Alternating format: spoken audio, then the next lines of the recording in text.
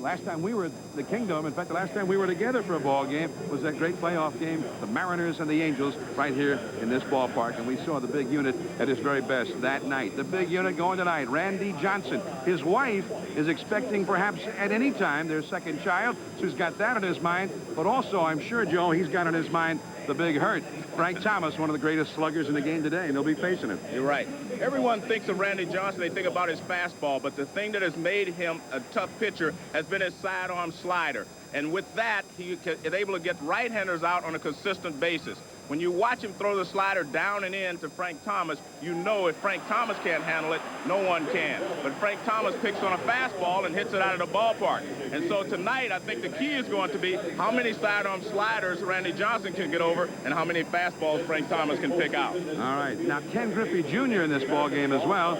And with Griffey, you know, great things are expected. But remember, he is coming back from an injury. Joe talked with him yesterday and asked him where he is in terms of that injury. Right now, it's about 95%.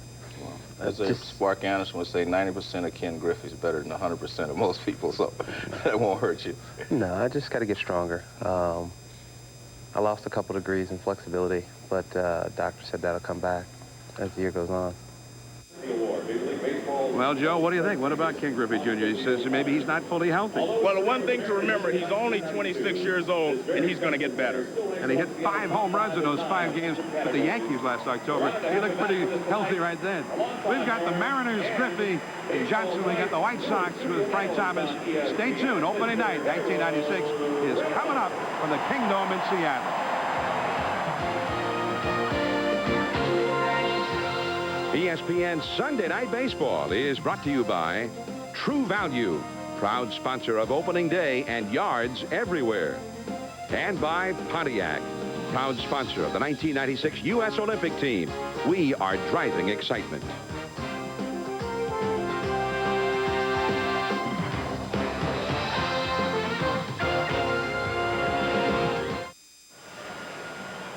ESPN Sunday Night Baseball, 1996 about to begin, and 57,000 plus are here at the Kingdom as we are getting ready for the start of this season. And the Mariners now head out of the dugout to begin the year.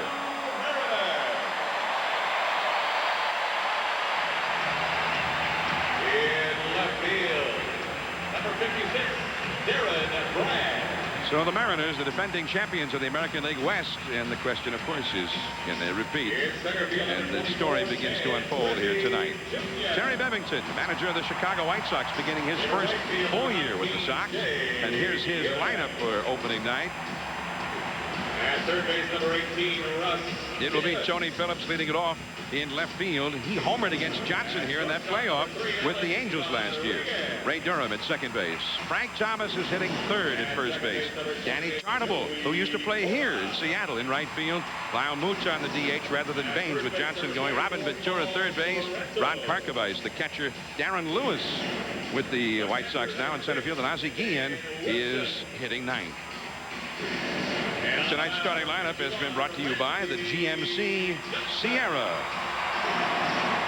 Randy Johnson, 18-2 with a 2.48 ERA last year.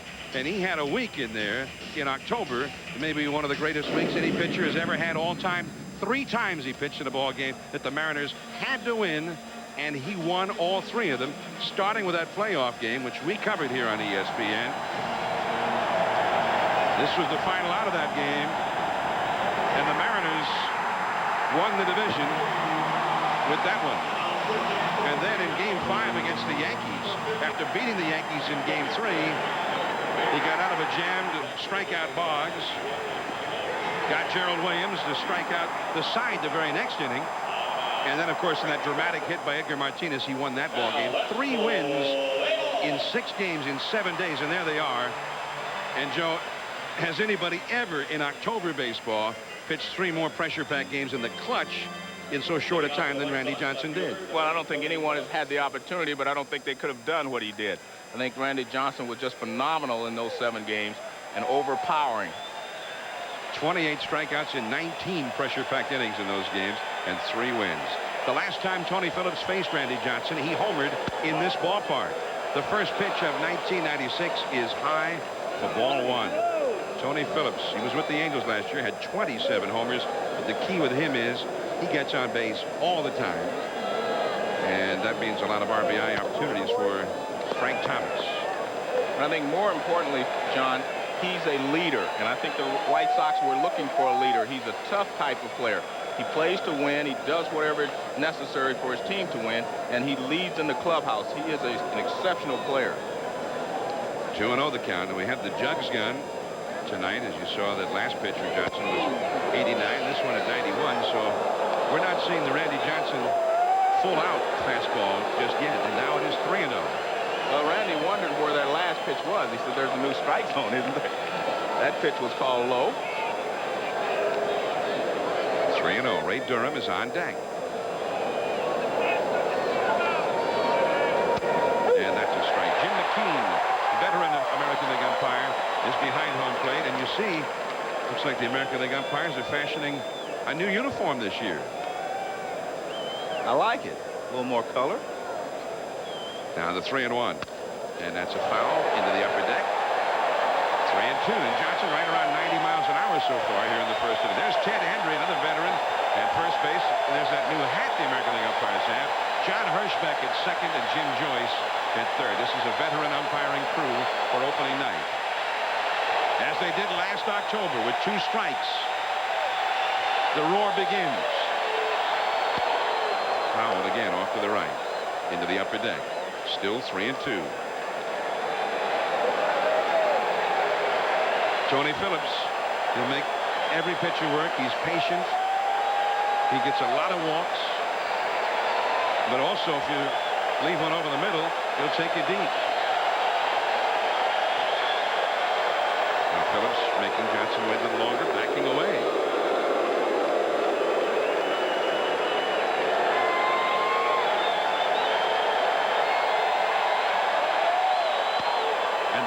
Foul into the second deck off to the right. Still 3-2 to Tony Phillips.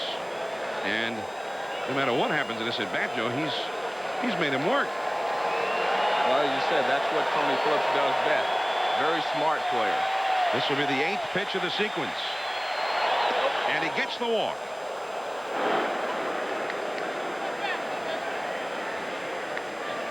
Second baseman, number 1. And let's take a look at the new infield for the Seattle Mariners on the left side. Russ Davis and Alex Rodriguez.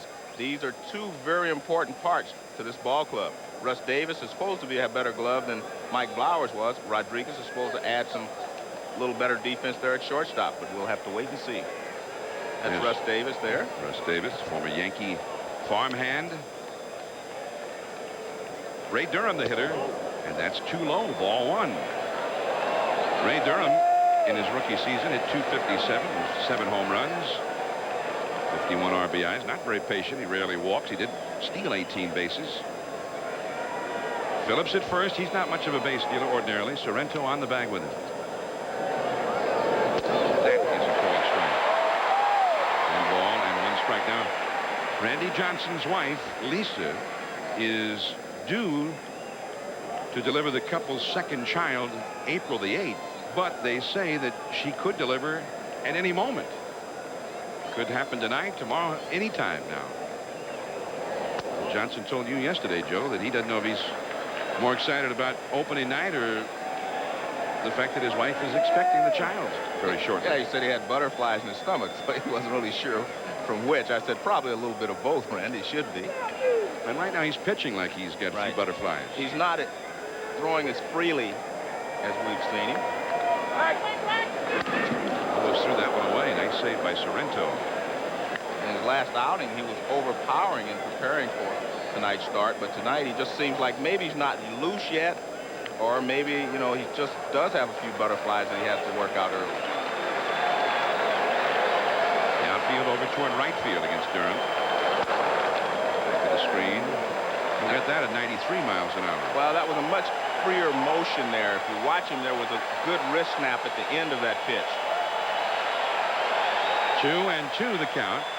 And with 2 strikes, again, the crowd starts to get into it. But remember, they've been hollering their lungs out for the last 40 minutes already. With all of the ceremonies in advance.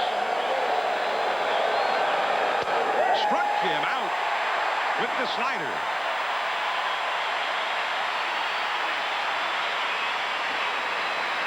Batting third, first baseman, number 35. We talked about the sidearm slider. This one is not quite dropping down from the side as much as we think. But see, look at the rotation on that ball. I have not seen a right-hander make contact with that pitch in the last 2 ball games that we've seen him throw. That pitch is almost impossible for a right-hander to hit because it starts outside and you give up on it. 40 homers, 111 RBIs last year, 308 average. Here's Frank Thomas. Fastball. There's a drive deep to right field. This one is gone. A home run.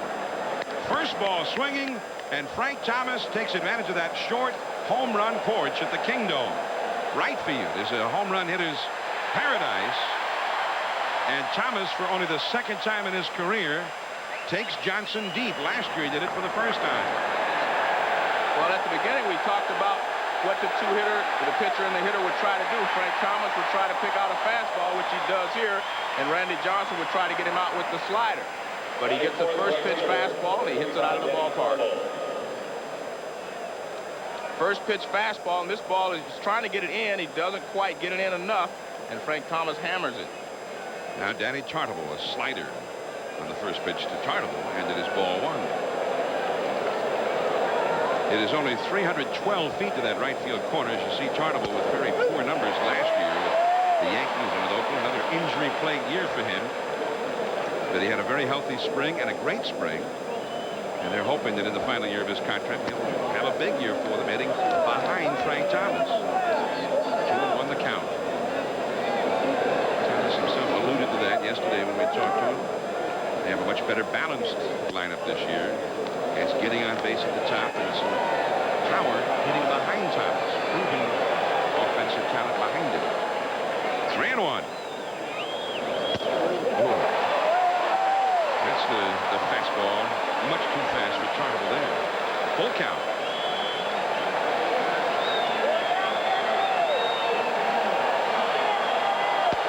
And another walk.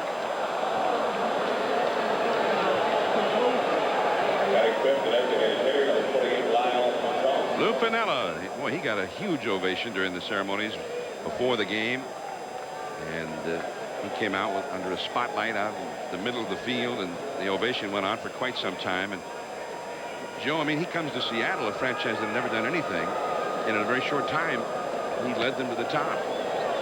This is Lyle Mouton, and there's that slider. 0-1. He's in there tonight rather than Harold Baines, another one of those proven hitters they acquired to back up Frank Thomas. Baines will play against a lot of lefties this year. There's Harold, the once and again present White Sox. That's a called strike with another slider. 0-2. Well, with Johnson out there, they said we'll give Harold the night off, and Harold I don't think complained too much. No, I doubt it. He probably said, yeah, I'll take the night off and get after him on Tuesday. Came back with a 95-mile-an-hour fastball there. Still 0-2 to Mouton. Well, in that playoff game here last October the 2nd, we saw much different Randy Johnson. He came out, he was throwing very few pitches. He was ahead of every hitter. And of course, that was at the end of the season. I mean, he was in the rotation and very focused. It's a lot different than an opening night game. There's strike 3 called. And that's the slider that I talk so much about. It starts off the plate outside and breaks over the outside corner. Almost impossible for a right-hander to hit it because you give up on this pitch. Now, this pitch is way outside right now, still outside. See it start to break right there, and nothing that Mouton can do about it. I mean, that's just a very difficult pitch to handle. Right on the edge. Robin Ventura, left-handed hitter, 295 last year, 26 homers. There's that slider. A bit low. Ball 1. Johnson didn't seem to like the call by Jim McKean.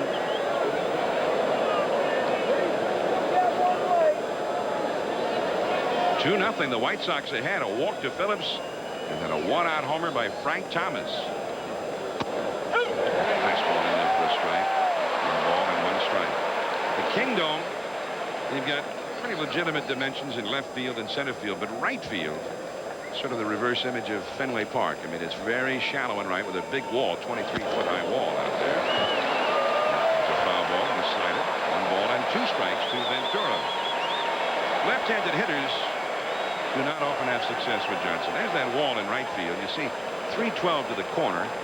And I don't know that Thomas would have had a home run in any other ballpark but this one. No wind ever blowing in to knock a ball like that down. He didn't even hit it that well.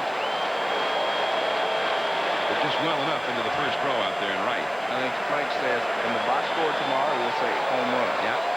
In his book, it's 450. 1 and 2. And strike 3 swinging. Johnson strikes out the side, but 2 runs are on the board. The big hurt has put the hurt to the big unit. Griffey will be coming up third. We'll be back. ESPN Sunday Night Baseball. Randy Johnson is down here. The Mariners down 2-0 in the Thomas home run. And now Johnson, who carried his ball club so often last year, needs a little help from that potent offense. Lou Piniella and the Mariners. And Sweet Lou's lineup now, tonight's starting lineup for the Mariners, brought to you by the GMC Sierra. Bragg, Darren Bragg leads off in left field, made the club in the spring. Joey Cora at second base. Ken Griffey Jr. healthy again in center field. Batting champ Edgar Martinez the DH. Jay Buhner 40 homers last year in right field. Paul Sorrento replaces Chino Martinez. 25 homers for Sorrento. Russ Davis, the rookie, replaces Blowers at third. Dan Wilson, a very fine catcher, and the rookie, 20 years old, Alex Rodriguez, is at short, hitting ninth. And on the mound with the White Sox, and a key man for them this year, Alex Fernandez. Only 12 wins last year. They'd like to see him win 17 or 18. Here's the first pitch to Bragg, and it's a curveball in there for a called strike. First pitch of the year, a curveball. Well, Fernandez, like a lot of pitchers last year, never knew when spring training was actually going to start, and he wasn't in shape when it did start. So he got off to a slow start last year. He ended the season pitching great. He was 7-0 in his last 11 starts, with a 1.35 earned run average with 2 shutouts. So he was on his game by the end of the season. And that changeup is popped up. Durham gives way to the center fielder Lewis, and there is 1 away. Well, Darren Lewis, new addition to this White Sox ball club, good center fielder, but the key is Ozzie Guillen at shortstop. He's making his 12th straight start for the White Sox. For the same team, only one other guy has done that. Started more games, and that's Cal Ripken Jr. He has started 13, and I'm sure he'll start his 14th tomorrow. I'm expecting the same thing, John. I'm going to predict that he will. Here's Joey Cora. This guy became a real favorite here in the Pacific Northwest last year. His great desire, his hustle, and also I think this whole Mariner team became a favorite all around the country. A lot of folks outside of this area kind of got that Mariner fever. What a combination it was, this team rising above expectations, making a great comeback, and then the crowds here at the Kingdom just electrifying. Nice pickup by Frank Thomas. And that's out number 2, and now Griffey will be coming up. Batting third, center fielder, number Frank Thomas is playing in tight to protect against the bunt. Take a look at this. Ball's hit awfully hard down the first base line. Diving stop there by Frank Thomas, and once he makes a stop, it's very easy put out there at first base. Here's Griffey. Only 258 last year in the regular season. He suffered the broken wrist. He wasn't the same when he came back until the last couple of weeks there. That's in there for us right now. He has never hit well against Alex Fernandez, and neither has Edgar Martinez, the batting champion, who's on deck. Fernandez has been pretty tough on this whole Mariner team over the years. He's 7-2 lifetime against them, and there's Griffey's number, only 6 for 33 against Alex Fernandez. And that's a fastball missing. 2-1 to Ken Griffey Jr. Now, keep in mind, I think a lot of people said, hey, what a mismatch, Randy Johnson and Alex Fernandez. But the combination of Frank Thomas and the fact that Fernandez has had great success against Griffey and Martinez and the Mariners, maybe it's a little bit of a different story than you might have expected. Well, Griffey got a pitch to hit right there, and he fouled it back. I'm sure he'd like that pitch again. Fernandez is throwing him a changeup, a slow curveball, and 3 fastballs, and Griffey just missed that one. 2-2. 2 down, nobody on. White Sox lead 2-0 in the first.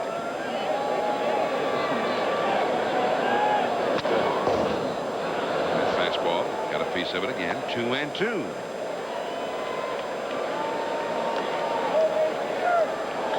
If you're going to pitch to a hitter of Griffey's quality, you have to mix your speeds well, move the ball in and out. And so far in this at bat, Fernandez has done that very well. Changed up on him that time. High in the air, Ventura, a long run. There's a lot of foul room in this ballpark, but he just can't quite get to it down in the bullpen area. 2-2. More foul territory here than in most ballparks. 2-2 to Ken Griffey Jr. Now they gave up Tino Martinez, who had 111 RBIs, Mike Blowers, who had 96 RBIs. They've got Sorrento and Russ Davis, but also they figure with Griffey a full year, as you mentioned, Joe, will make up for a lot of that right there. Just off the outside with a fastball. Now it's full, 3-2. With that pitch, he has a couple of options now with Griffey. He can come back inside with the fastball or come with the off-speed pitch. Griffey backs away, asking for timeout. He's making Alex Fernandez wait, as we saw Tony Phillips do to Randy Johnson in the first inning. Changeup inside. And that brings up the batting champion, Edgar Martinez. Designated hitter, number 11, Edgar Martinez.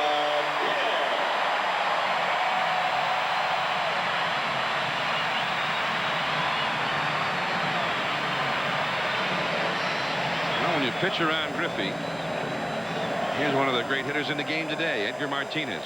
2-time batting champion, including last year. And look at that on-base average. And look at those power numbers. 29 homers, more than 50 doubles. But again, he's another guy who's never been able to figure out Alex Fernandez. Ken Griffey Jr. says he's going to run more this year. I don't think this is a running situation. Popped up. Tarnable to right field. And just like that, the Mariners are retired. 2-0 White Sox at the end of 1. We'll be back. 6, John Miller, Joe Morgan. Here we go into the second inning.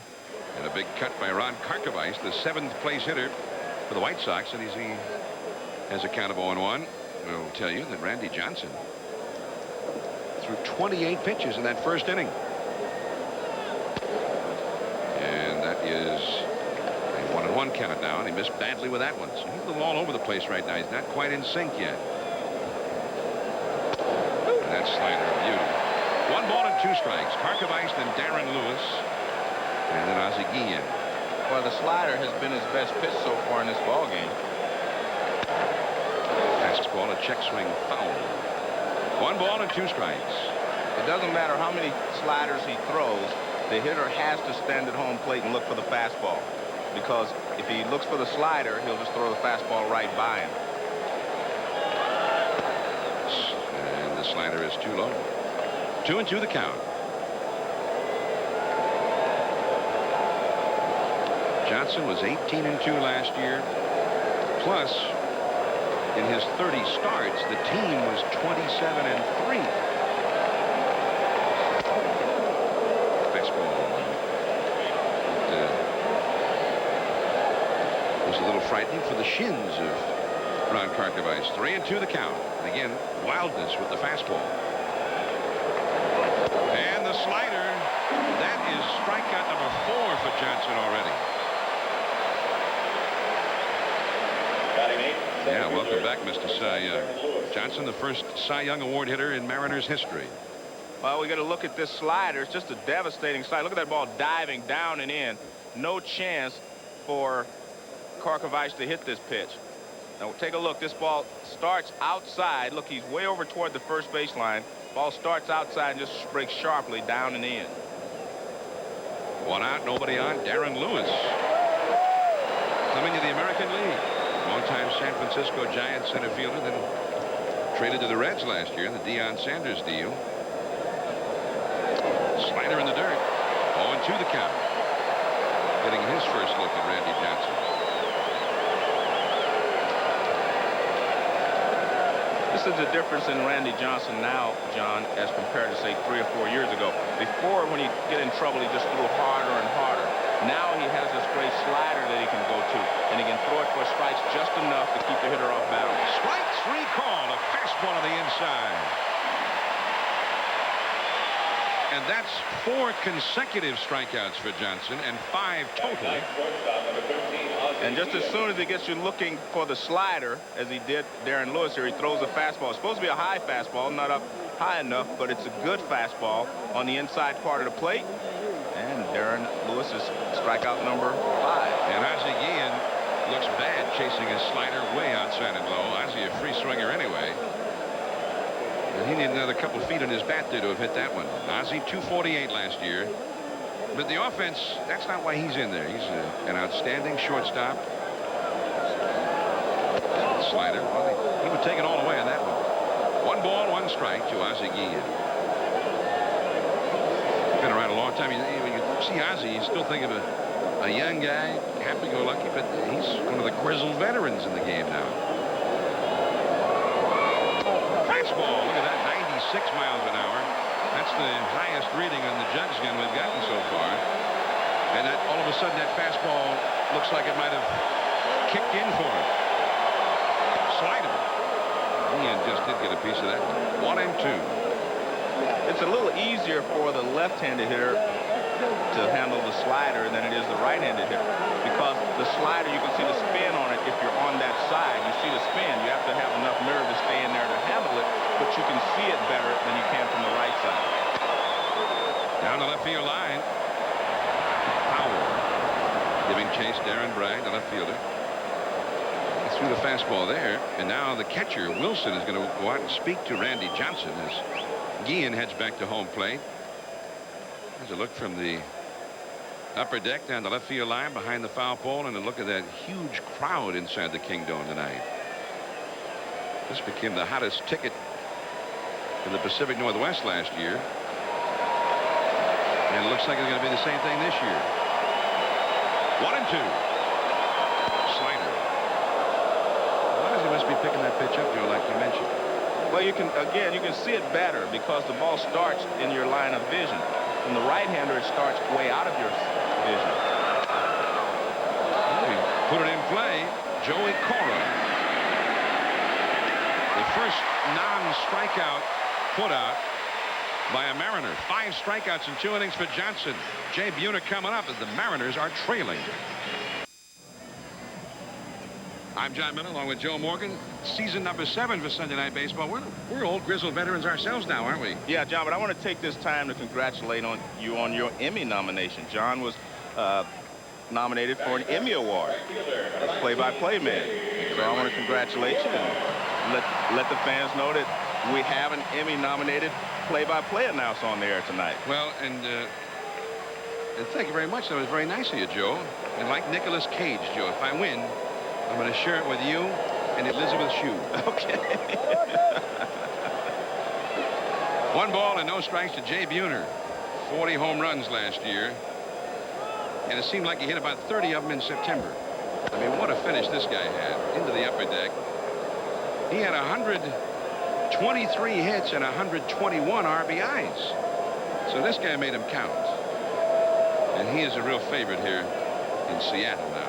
1 ball, 1 strike. 2-0. White Sox are leading. They had all of the pomp and ceremony, the circumstance before the game. Huey Lewis and the News came up to sing the national anthem. Usually they only do it in the Bay Area, right? San Francisco or Oakland. So truly, they're excited about the Mariners all over the place now. In fact, John, that was the greatest pregame show I've ever seen. Base hit. Yeah, Mariners have a tough act to follow. Yes. With that pregame show and their season last year, as you know, and Lou Piniella well knows. Now the hard part, and you won once, that was hard. The real hard part now is trying to do it again. There's the banner. They raised it here before the game. I mean, this is a franchise that has, over the years, had a hard time even finishing at 500, much less winning a division title. Here's Paul Sorrento. And he's going to be in the spot here a little bit because Tino Martinez not only hit a lot of home runs and big home runs and drove in a lot of runs, but he was a favorite here. So now Sorrento, the former Cleveland Indian, comes in. Now, if he just does what he did with Cleveland last year, 25 homers, 79 RBIs, I think they'll take that. Well, I think he's in a good position here because with the guys in front of him, Buhner and Martinez being on base a lot, he's going to have that hole on the first base side open for him a lot, as he has right here. And we'll see if he's able to take advantage of it over the course of the year. But no doubt about it, he and Russ Davis, who follows in the lineup, are going to be in the spotlight because they just have to make up for Mike Blowers and Tino Martinez's departure. Tino was an everyday player, and Sorrento's always been a platooner. Big shot. Durham's plays to first. As Buhner moves up. Well, that is still a productive out in that he moved the runner into scoring position. Now Russ Davis will come up. And Mike Blowers was a real favorite here last year. 96 RBIs for Blowers. He really blossomed during the season. Real streaky hitter. He's now with the Dodgers. But they may like Davis's glove a little bit more at third base to start with. Well, in the minor leagues, Davis was known as a power hitter when he was in the Yankees organization. And the Mariners expect him to show some of that power here in this ballpark. Only 26 years old. And Alex Fernandez just misses outside. And he had a guy named Wade Boggs in front of him there in New York.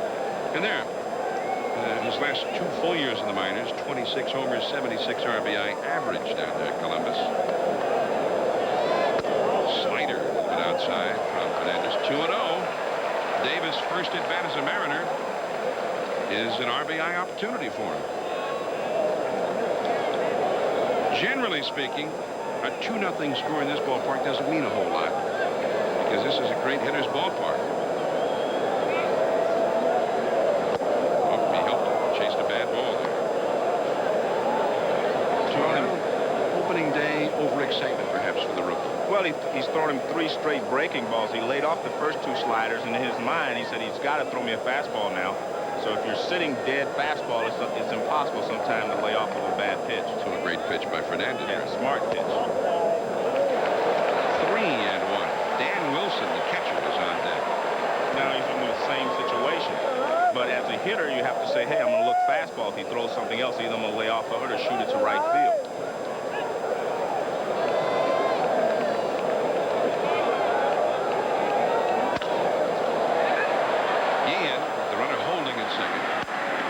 Davis is retired for out number 2. 2 down, and Dan Wilson coming up. Opening day of all-around baseball tomorrow coming up, and ESPN will be there. 1 o'clock from Jacobs Field. David Cohn has to face that loaded Cleveland Indians lineup, and Albert Bell, 50 homers last year. That's 1 Eastern, 10 a.m. Pacific. Then at 4 o'clock. Mo Vaughn, the MVP, and the Boston Red Sox take on Juan Gonzalez and the Texas Rangers from the ballpark in Arlington. That's 4 Eastern, 1 Pacific. An opening day doubleheader tomorrow right here on ESPN. Dan Wilson, Roger Clemens will be going for the Red Sox tomorrow. And he had a great spring, Joe. Feels healthier now than he's felt coming out of the spring in a while.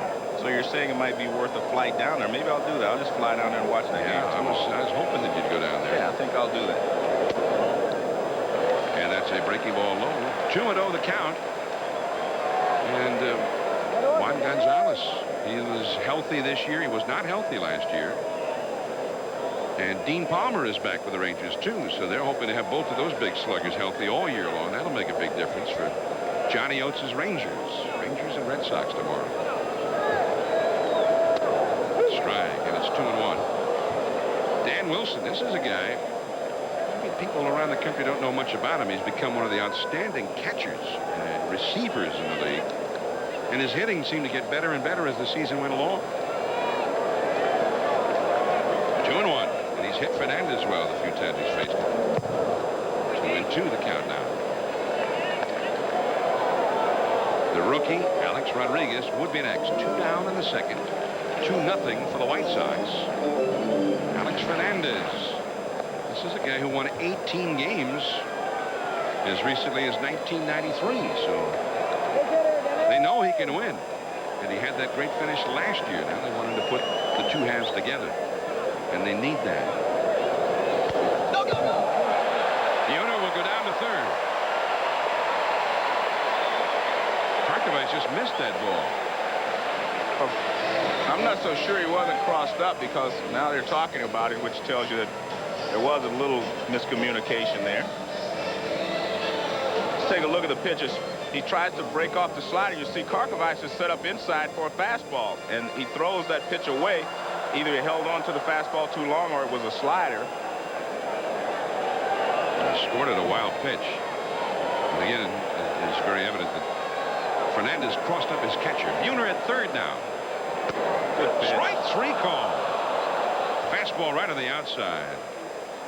A threat and nothing more. Tony Phillips, Ray Durham, then that man, Frank Thomas, coming up when we get back. At the top of the order against Randy Johnson here. And there's a called strike to Tony Phillips. It is 0-1. He walked and started that two-run first inning. Part of what Frank Thomas was talking about with the addition of Phillips. That's what he does so well. He gets on base all the time. Into the hole. Tough play for the rookie Rodriguez. The long throw. Got him. And Phillips can't believe it.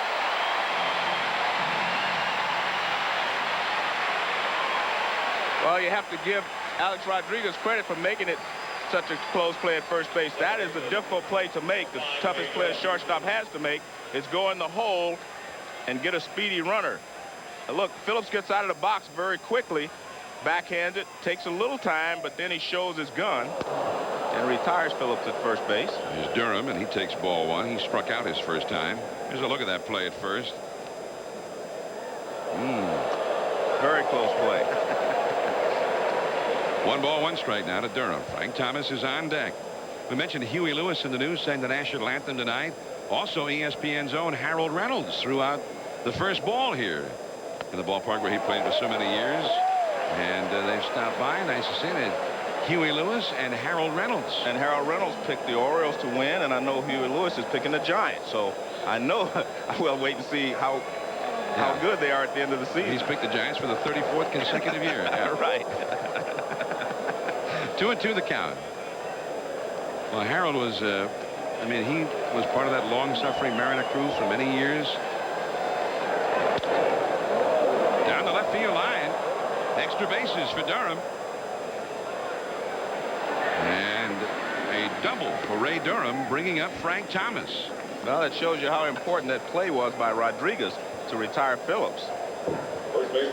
Good hitting there by Durham. Looked like he went down and got the slider and pulled it in the corner. They're playing him the other way. See, that pitch is breaking down and in. Good hitting there by Durham. You can see they had him shaded so far over toward left center field. No chance for Bragg to run the ball down before it caroms off the wall. Now first base is open as Thomas comes up. He saw one pitch the first time and he planted it in the right field seats. A 2-run homer. Slider this time. He started with a fastball last time and Thomas hit it out. And it is 0-1. Tartable is on deck.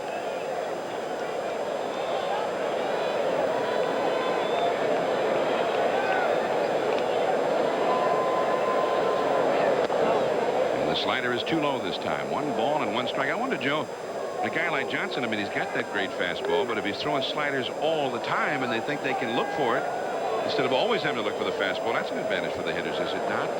Well, obviously, his breaking ball is usually second best pitch. But he will mix in enough fastballs to keep you honest.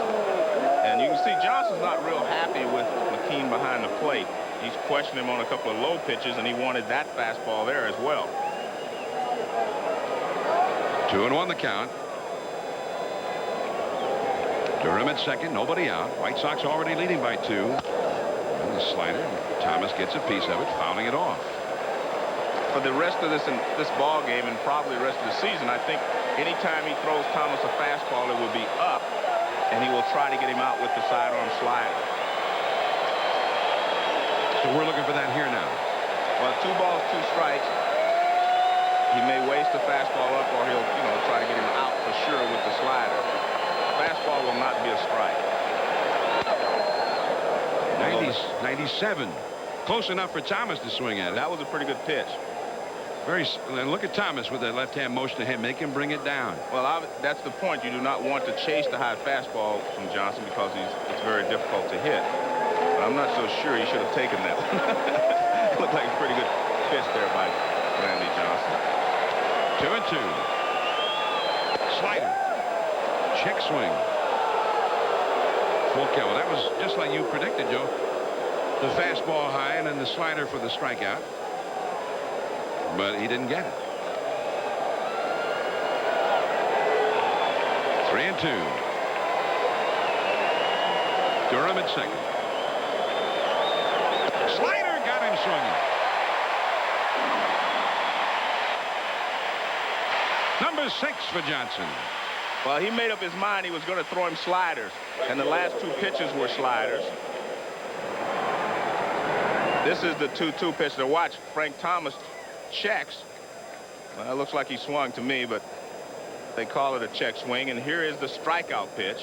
See that slider boring down and in, and even Frank Thomas has trouble with it. You know, Joe, I was surprised on that check swing. I don't remember them appealing. I didn't see them appeal either, but I thought he swung. That's usually an automatic. Anything close to a check swing, they appeal. This is Tartable, strike 1. Tartable walked his first time. 2-0 White Sox. We're in the 3rd. Durham at second, 2 down. Tartable, who started right here in Seattle as a second baseman. Now that goes back a ways. Long way back. 1 ball, 1 strike. Now Tartable trying to get his career back together.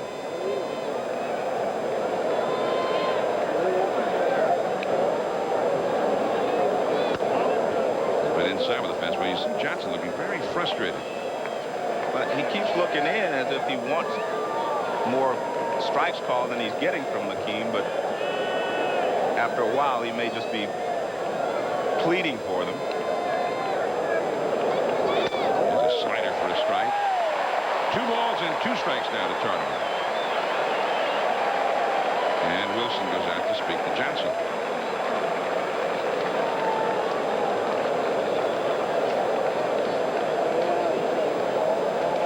One of the reasons that Frank Thomas thinks that he's going to get more pitches to hit is because of Tartable.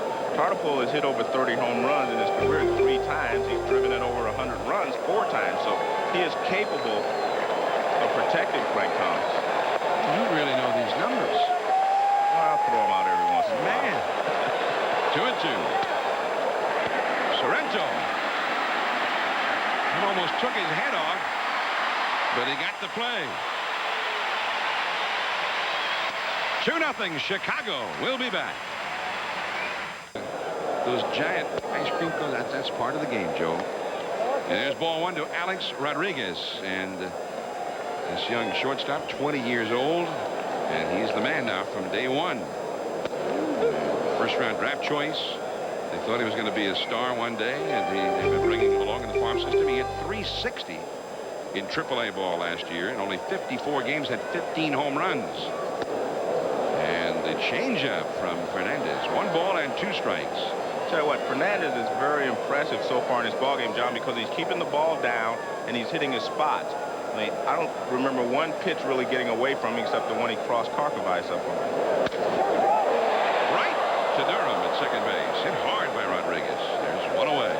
I want to show you something that happens when a pitcher comes over the top as much as Fernandez. And watch when he drops down to the side. Now watch what happens. Now look at Wilson. His first move is going. Watch this shoulder here. He's going to bail a little bit. Watch him step toward third base. Right there, no chance to hit the ball. Beautiful pitch there by Fernandez. Alex Fernandez facing Darren Bragg, the leadoff man now. There's ball 1. Bragg forced his way into this ball club in the springtime with a great spring training. In fact, they released the veteran Luis Polonia. Keep Bragg. That's a ball.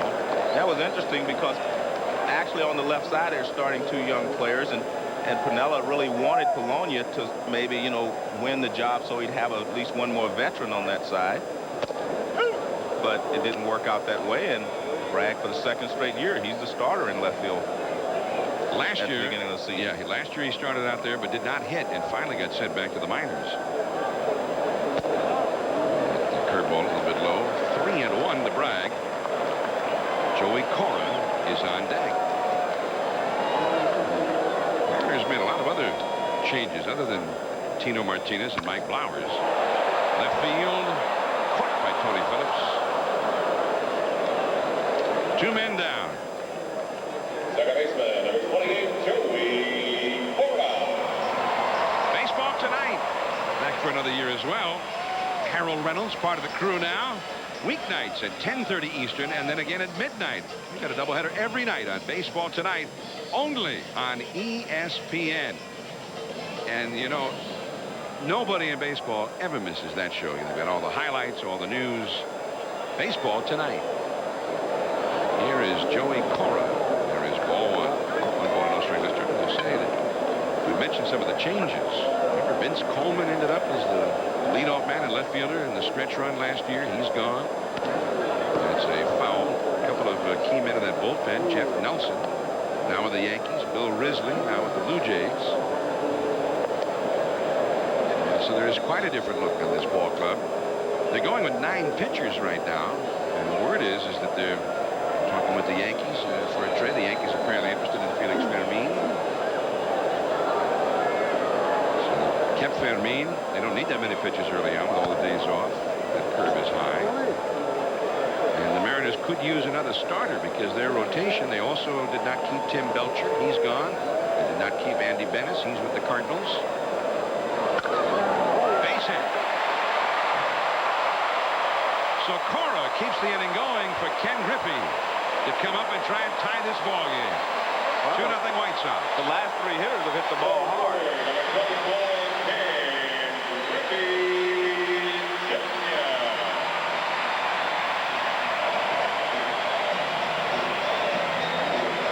Yeah, he's a fan. Not only wants Griffey for president, he wants Chris Berman as the vice president. Griffey at 96, yeah. We'll win a few votes right here if he could plant one of the right field seats. Phillips, he's got it. And that ends the inning. 3 line drives for outs plus a line drive single, but no runs. 2-0 White Sox. Let's take a look at Ken Griffey Jr. Fernandez pitched him away the first time up. Now watch this. This is a beautiful swing. And Griffey had told me he was going to go the other way a little bit more. And you look at his head right down on the ball. Look at the line. That's just perfect balance. And he hits a line drive to left center field. But it's caught, but that's just a beautiful swing. Griffey 0 for 1 with a walk as we go now to the 4th inning. Lyle Mouton, the hitter. Mouton came up with the White Sox last year and hit .302 for them in 179 at-bats. And that's a ball. 1 ball and 1 strike. John, I want to go back to Griffey for a second. He said one of the things that he wants to do this year is take advantage of the whole field and go the other way a little more often. He said, you know, in the past they've tried to stay away from him to keep him from pulling the ball to hit more home runs. And he says he's going to adjust a little bit, make him pay a little bit more. And that was a great example of it right there, because the first time up, Fernandez stayed away, and he went away again on the first pitch, and Griffey went right with him. So he's not only a good hitter, he's a smart hitter. Really, and he's still so young. We don't even know how good he can be yet. Right. 26 years old. Ooh. The gas. Strike 3, number 7 for Randy Johnson. But Johnson, despite all the strikeouts, is trailing in this game. 2-0. A leadoff walk to Tony Phillips in the first inning. And then with 1 out, Frank Thomas came up. And Frank Thomas hit the first pitch he saw from Randy. And he hit it well. Speaking of going to the opposite field, 2-0 White Sox. And here now, Robin Ventura with strike 1. Ventura struck out his first time. That slider hit high and foul. And it will go back in amongst the spectators down the left field line. And there are many spectators here. They've got so much interest in this ball club now. Season ticket sales more than doubled from last year. And they're going to have opening night too, because there was such demand for tickets for this game. Their second game on Tuesday, and they may have 35 or 40,000 for that one.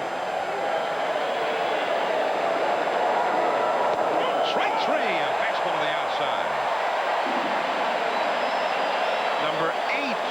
for Johnson.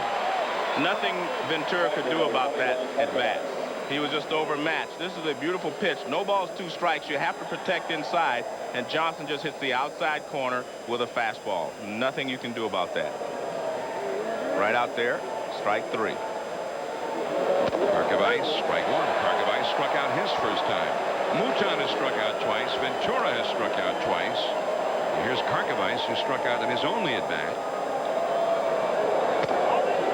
Inside. Johnson's been kind of begging for that call on that inside a few times tonight. Has not gotten it. Well, he's actually getting stronger, and I think Fernandez is losing a little bit. They hit the ball hard against Fernandez. Every batter in the 3rd inning for the Mariners hit a line drive against him. And Johnson just seems to have turned it up a notch in the last 2 innings. Slider. 2-2. Well, he's thrown, as you saw there now, 75 pitches, which is a lot of pitches this time of game.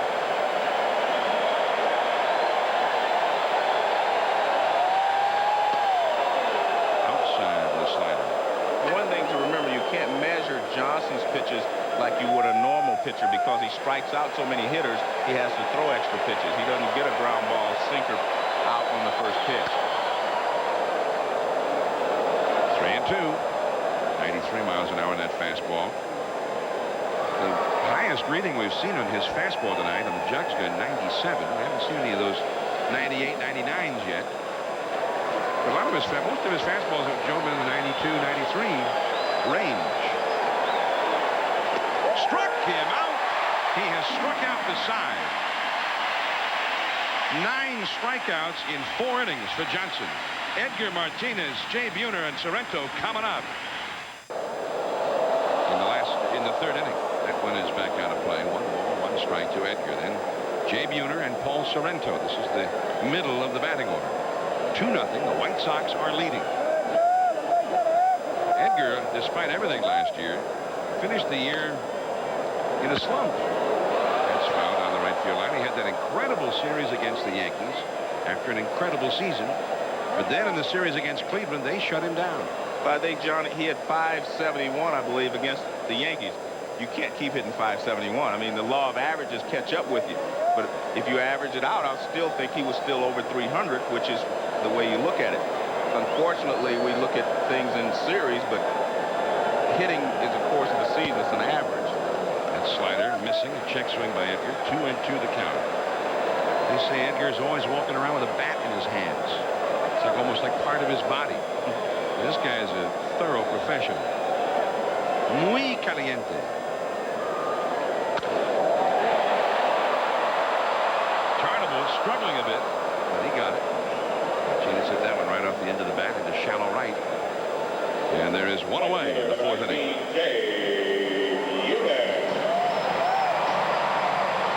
Let's take a look at this pitch. It's a slider that hangs up a little bit. And Martinez does what he does so well. He goes the other way with it. But he got this one a little too high in the air. Jay Buhner. He singled his first time. Mariners have only 2 hits against Alex Fernandez. That's ball 1.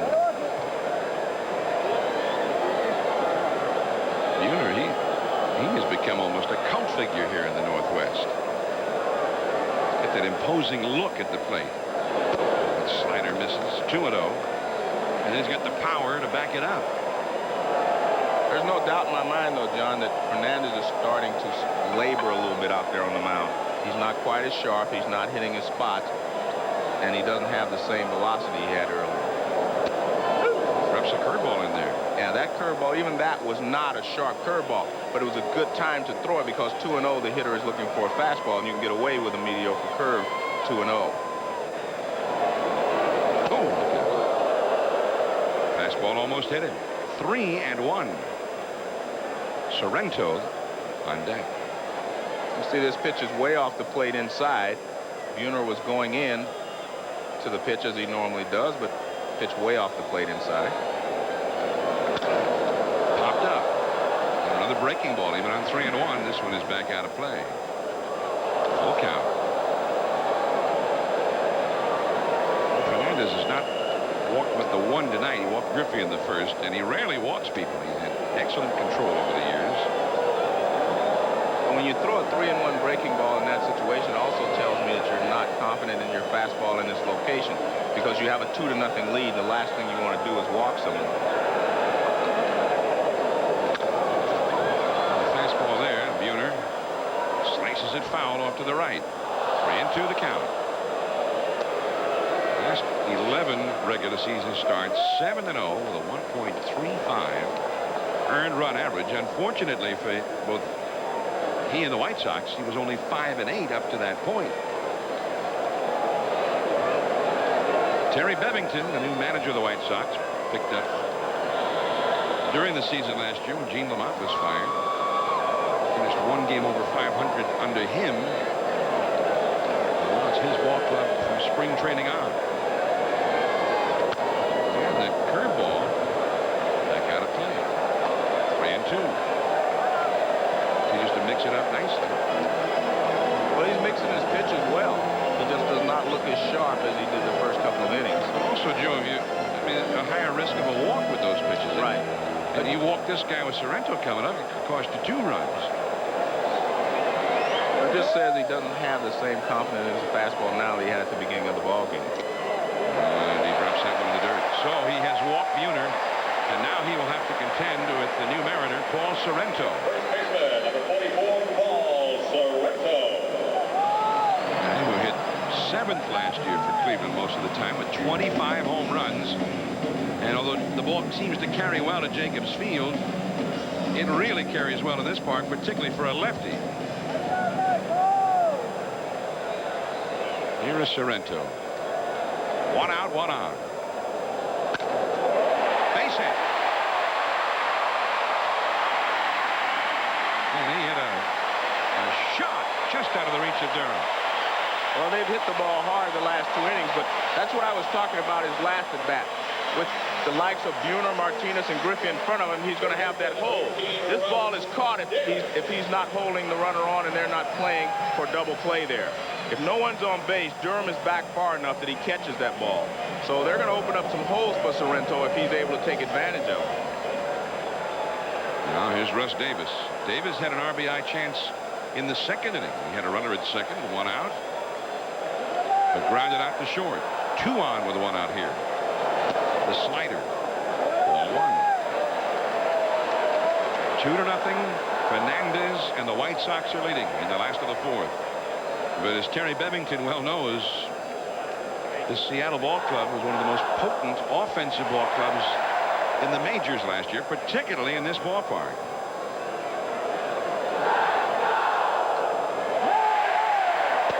Fastball, a strike to the inside. Good location there. He's thrown him a lot of breaking balls away, so he comes back inside with a good fastball. That's almost a perfect pitch. But as a hitter, you have to give him that because you're looking out over the plate. 2 men on, 1 man out. And then back to the slider away again. Ball 2. There's Buhner, who walked. He's at 2nd. Sorrento, who singled, is at 1st. Alex Fernandez on the spot here with a 2-0 lead in the 4th inning. This is the first time in the game the Mariners have had 2 men on base in the same inning. Fastball on the outside for a strike. 2-2. Interesting pitch there because Karkovic set up inside. He wanted a fastball in again like he did last time. Watch Karkovic go inside. See, he's set up inside, and that pitch is way over on the outside corner. I say way over on the outside. That means that he missed with about 10 inches. But he has not been throwing the ball exactly where he's wanted the last couple of innings. Fastball to the outside. Strike 3 call. Another beautiful pitch there from Fernandez. When he drops down, that ball seems to tail back. And he dropped down, threw this pitch off the plate, and it came back over the outside corner. Watch, see that ball's outside. See the rotation brings it back over the corner. Nice pitch. Good pitch there by Fernandez. So 2 men are gone. 2 men still on base. Buhner at 2nd, Sorrento at 1st. Here's the catcher, Dan Wilson. Struck out looking his first time. Slider, did he swing? They appeal. Yes, says Ted Hendry. Strike 1. The fans don't quite agree, but it looked like a swing. Now we'll take a look and see. real close. Maybe if you're looking from the first baseline, it looks like the barrel of the bat may have gone past the ball. I called it with Henry, and I said he swung, but if I'm calling it on slow motion, I say it was a check. Wilson, like many of the Mariners last year, was pretty tough in the clutch. 1 ball, 1 strike. 2-0 White Sox in the 4th.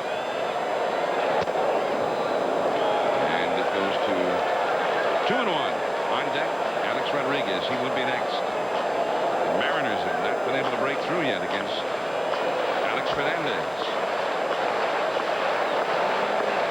Dan Wilson. And a delivery here. Both runners will be running at the crack of the bat with 2 down.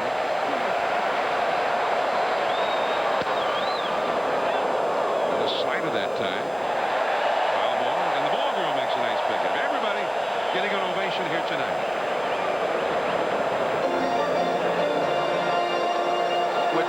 When you get 2 strikes, now watch Wilson.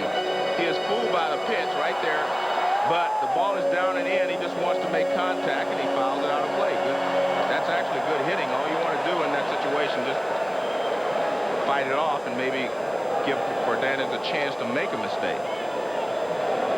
Jay Buhner, 1-out walk. He's at second. And Sorrento followed that walk with a single to right. He's still at first.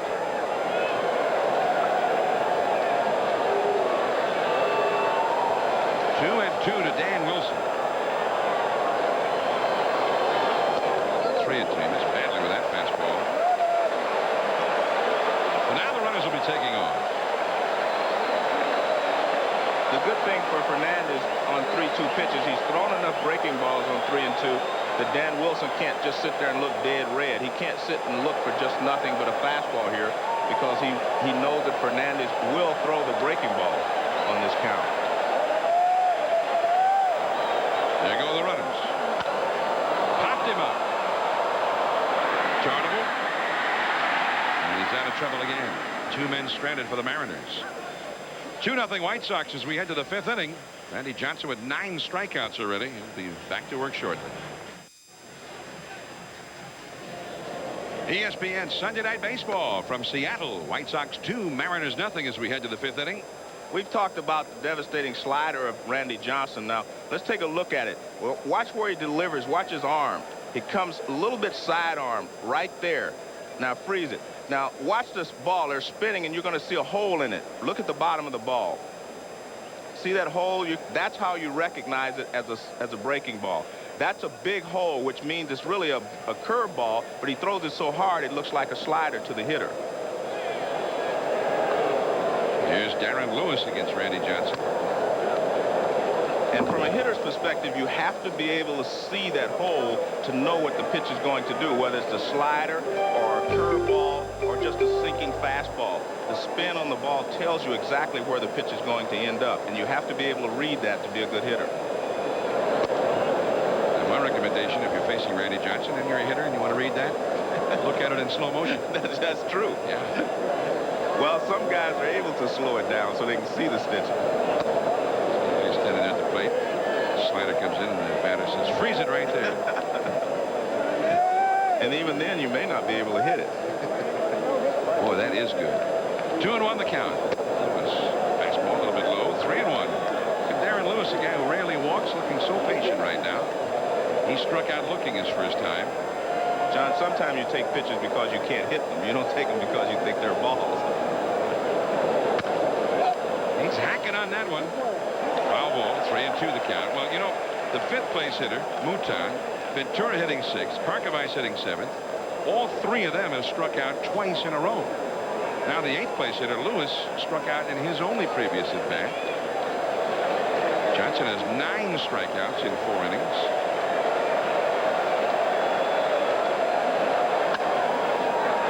And Sorrento, nice pickup. Lewis with a moral victory. Put it in play. 1 away. Randy Johnson's known for his fastball, but tonight, look what he's used mostly. Look at that slider. 40 times he's thrown it, 23 strikes. Only 1 ball has been hit on the slider, and that was the base hit by Ray Durham to left field. 6 outs, 5 strikeouts. Look at that. That's 40 sliders out of 84 pitches total. Ball 1 to Ozzie Guillen. Guillen popped to second his first time. 2 hits for the White Sox, but one of them a 2-run homer by Frank Thomas in the first inning. That's a called strike on the outside. 1 ball, 1 strike. By the way, mentioning Johnson's pitched over 86 pitches now. We're only in the 5th. Slider. 1 and 2. Look how frustrated Guillen looks.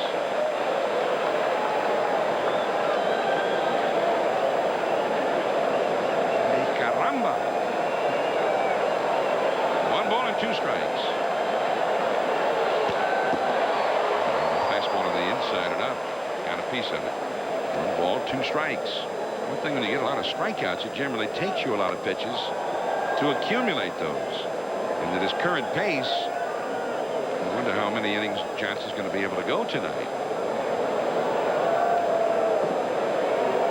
Around 87, 88 pitches already. 88 for Johnson. And Alex Fernandez threw a lot there in the 4th inning as well. Well, there's why Ozzie Guillen rarely walks. He is a free swinger. You're right. But I think at this point, 1 ball, 2 strikes with Randy Johnson on the mound, you're just trying to make contact, John. You're not saying, is it a ball, is it a strike? I'm just going to try to hit it if I can reach it. Guillen says that on almost every pitch. He threw it, and I'm going to try to hit it. Last year he walked 13 times. Base hit. He hit that one. A fastball. He drove it right through the hole. And he gives thanks for a hit against Randy Johnson, the lefty. Well, that's good hitting and good battling there by Guillen. He doesn't try to pull this ball. It's a fastball up a little bit, and he just slaps it the other way, which is what he's supposed to do in that situation. And he finds a hole on the left side. And Tony Phillips will come up now. He has walked and has grounded out to short. He thought he got an infield hit, though, thrown out by Alex Rodriguez. He's 0 for 1. He scored a run already. 1 out, 1 on. They strengthen the inside. Phillips argues with Jim McKean on that call. He didn't think so. Well, it's interesting to see Guillen get the base hit against the lefty Johnson. Nobody is tougher on left-handed hitters, and this is no secret. I mean, it's rather obvious, than Randy Johnson. Left-handed hitters had a combined batting average of about 188 against him last year. It was an instant slump for a left-hander. Amazingly, in his career, only 5 left-handed hitters have ever homered against him. And it's been nearly 4 years since a lefty has taken Johnson deep. Look at that. In his career, 188 average against left-handers. Mo Vaughn, the last one to hit a home run against him. Slider is a strike. 2 strikes now to Phillips. And again, he seems to disagree with Jim McKean. I don't think he disagrees on this one as much as he did the first one. He just doesn't like the fact that it's no balls and 2 strikes. Henry Bevington, glad to have Phillips at the top of his order. The Angels had him last year, and look what they did offensively. I mean, they were the highest scoring team most of the year, right there with Cleveland. And Detroit, where he was before, always among the highest scoring teams. Well, John, there are people who score runs, and that's Tony Phillips. There are people who drive in runs, like Frank Thomas. That's their job, and they're good at their jobs. Tony Phillips, that's really the strong point that he brings to a ball club, is the ability to get on base and to score runs. And again, he brings some leadership to this ball club as well. A guy like that, Frank Thomas, is liable to drive in a lot more runs with Tony Phillips on his team.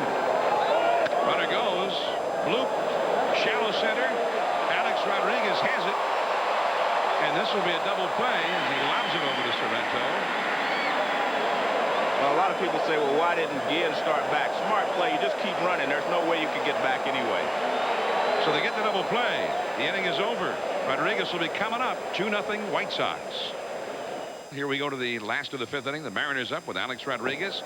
And a wild slider from Fernandez for ball 1. Rodriguez hit a line shot, but right to the second baseman Durham his first time. He's 0 for 1. Darren Bragg and Joey Cora will follow.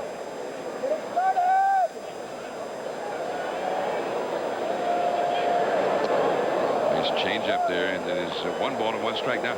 We mentioned, Joe, how the Mariners maybe can make up some of the offense with the departed Tino Martinez and Mike Blowers that they got from those guys last year. This is another guy who can provide some pretty good offense. They think he's going to be a very fine hitter in the big leagues. But as you saw there, he swung like a 20-year-old on that pitch. Well, discipline is the first thing you have to learn as a young hitter. That you do not chase the pitcher's pitch. You try to get a good pitch to hit. And he has not done that in this at-bat. Well, the one thing I'm noticing here is that it really shows you how good a pitcher Fernandez is. He has struggled for the last 2 or 3 innings, but they haven't been able to score because he's able to make good enough pitches in clutch situations that he's able to get the hitters out. Fastball got him swinging. Throwing those fastballs away, and it came to the inside on that one. 89 miles an hour, as you saw. Well, again, he was away. Now he tries to come back inside. See, Karkovice is set up way inside on the inside corner. That pitch moves over the plate a little bit, but because he had gone away with the previous pitches, this pitch is effective on the inside corner. Third strikeout for Fernandez, and here is leadoff man Darren Bragg. He's not been able to get on tonight. Perhaps the difference in this game right now. Tony Phillips, the White Sox leadoff man, got on in the first inning, and then Frank Thomas brought him home with a homer. Speaking of which, Darren Bragg headed for the seats. Gone! A home run!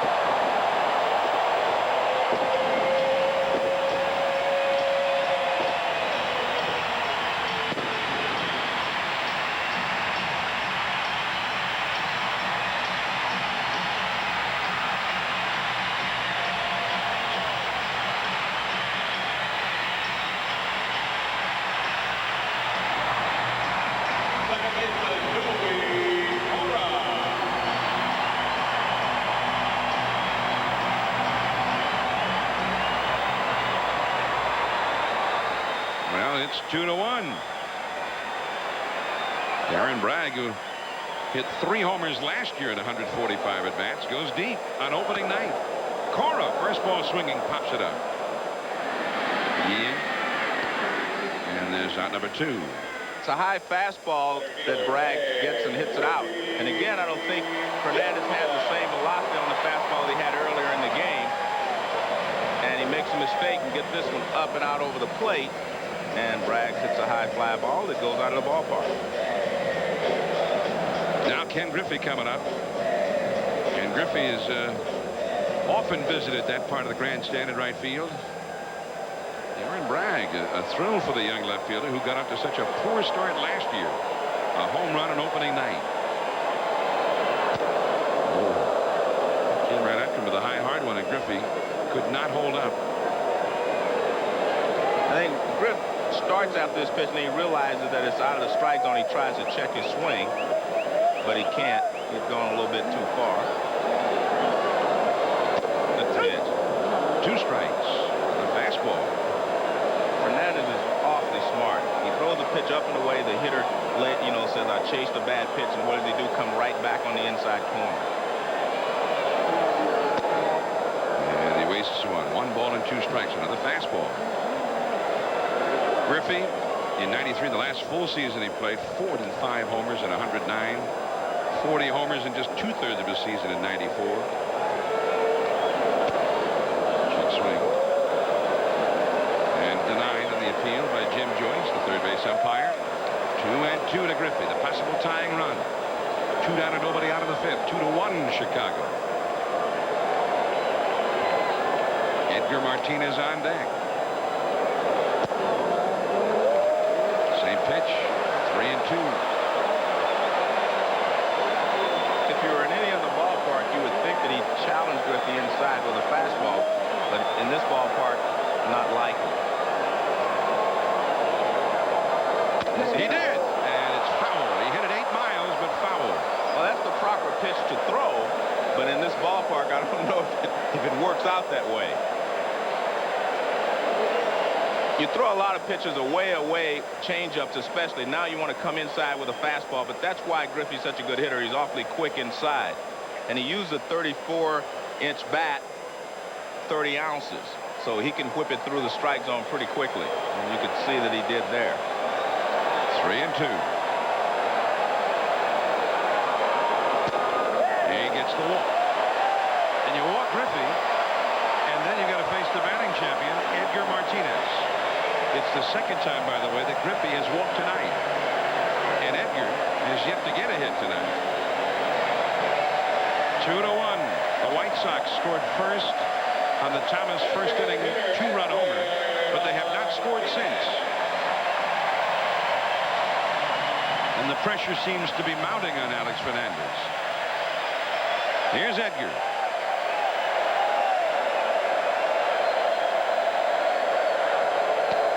Strike. Fastball to the outside. Edgar in 1992, a batting champion. Had some injury problems for 2 years and then fully healthy last year. Look what he did. 356. To the inside with a fastball, missing this time. 1 strike. But Edgar, keep in mind, only 5 for 34 in his career against Alex Fernandez. He's never been able to figure him out. Griffey, the possible tying run at first base. Thomas on the bag with it. Fastball in again, missing. 2-1.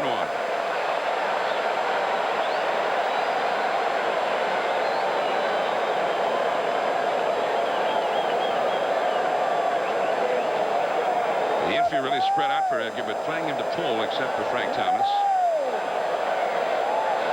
We'll see how they're spread out. Too low. All fastballs here, but now he's behind 3-1.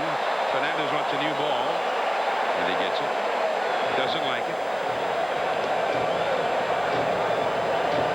Missing with 3 straight fastballs, and he realized all of a sudden, seemingly, it was the ball. Now he's got a good one. There's Griffey. Possible tying run.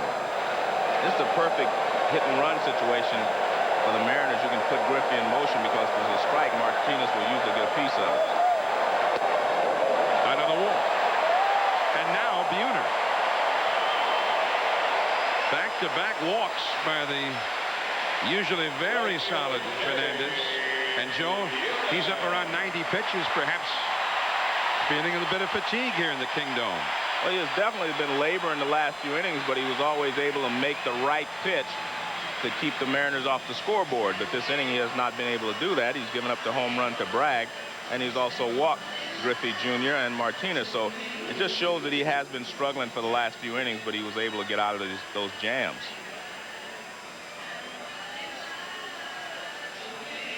Mike Pasick, the pitching coach, out.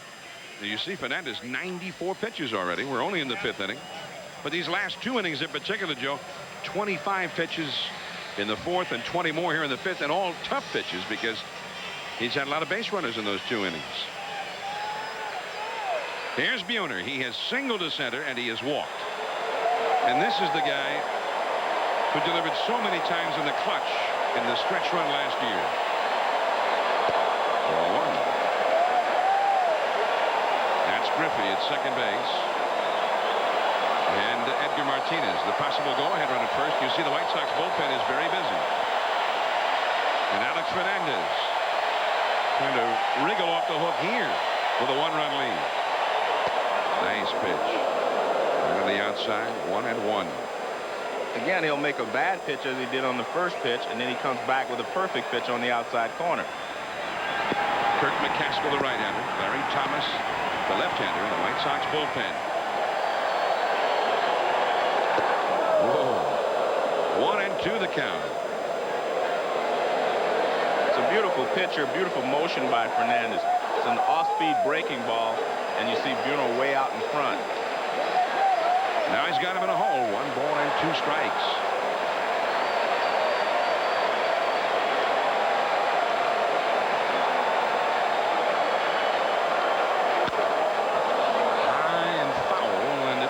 In amongst the spectators on the first base side. 1 ball and 2 strikes. And you see Buhner, unlike Griffey and Edgar Martinez, has hit well over the years against Alex Fernandez.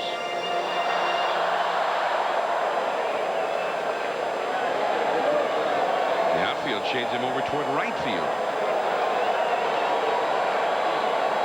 Struck him out with a fastball. The Mariners have not yet had a hit with a man in scoring position tonight. 0 for 5 as a team. They do get a run, though. 2-1 Chicago. Durham and then Frank Thomas coming up against Randy Johnson.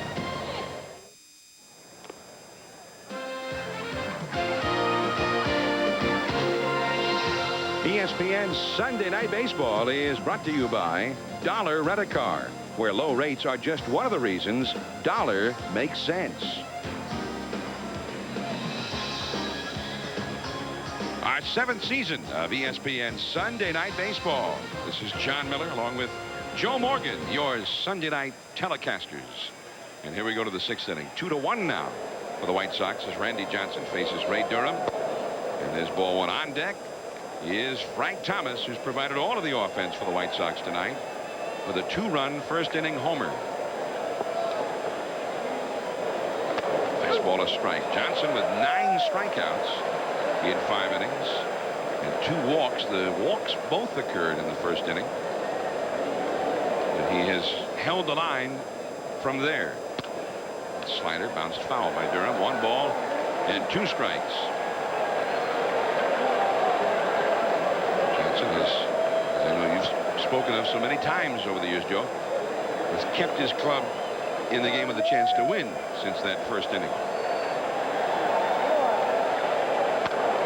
Fastball, foul back and out of play. 1 ball and 2 strikes. Durham 5 for 8 in his career against Johnson, which is a rather short career at this point. One of the few guys to have had success with it. And you can see there he doesn't look intimidated. And after that high hard one a moment ago. 2-2. Alex Fernandez. He's with 51 pitches the last 2 innings.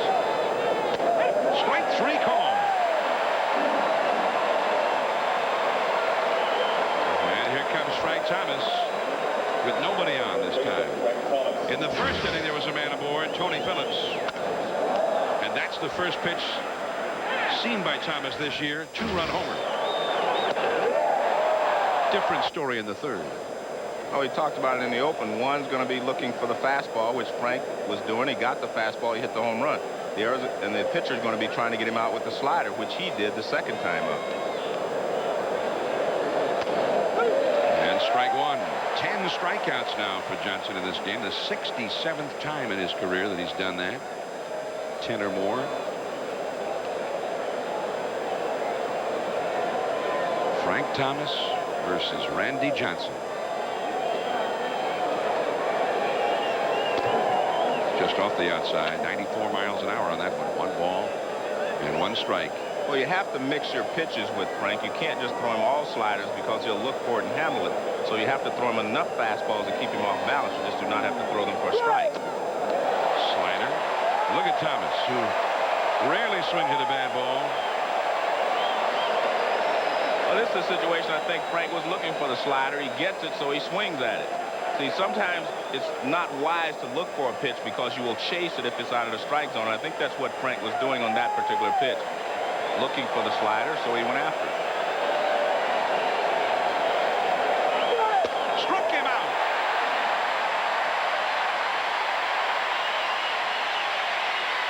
Number 11 for Johnson.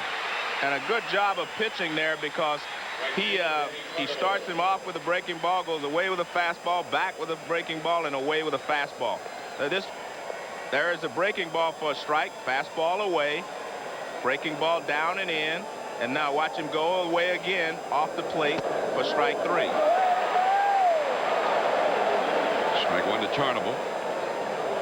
Right time he got him talking to himself now.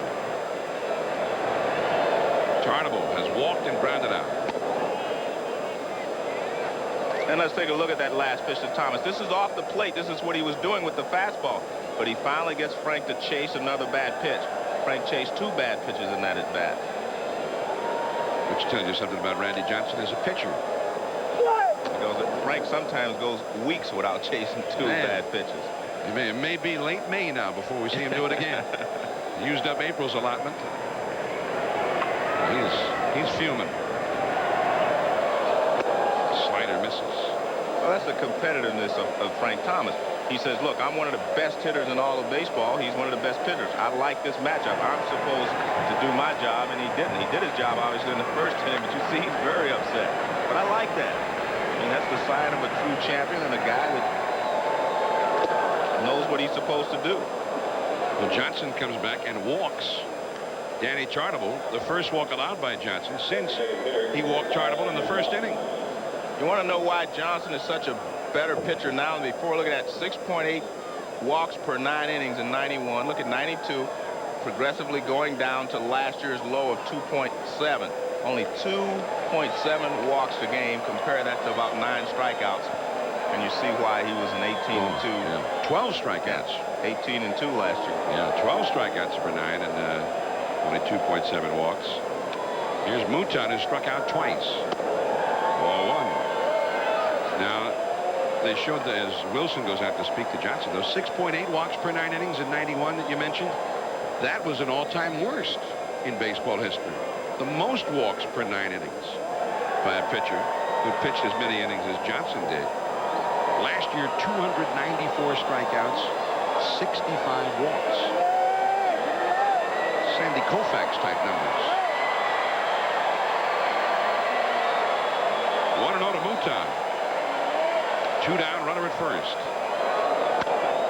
Out of play. 1-1. Mouton has struck out twice. The man on deck, Ventura, twice. Karkovice, the man after that, twice. These next 3 hitters have struck out every time against Johnson for 6 of his 11 strikeouts total. There's Ventura on deck. And Terry Bevington, his manager, right behind. 2-1, Chicago clinging to a lead here in the 6th. Check swing foul.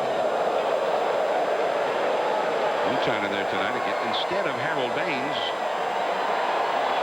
And with 2 strikeouts already, he may tell Harold to just go out there himself the next time. There's Harold. Great left-handed hitter. One of the great hitters in the history of the White Sox. They retired his number after he left. He unretired it this year. 2-2. Now, last Tuesday in his final spring training outing, Randy Johnson threw 112 pitches in the game. And he's at 113 right now. And he's only in the 6th inning.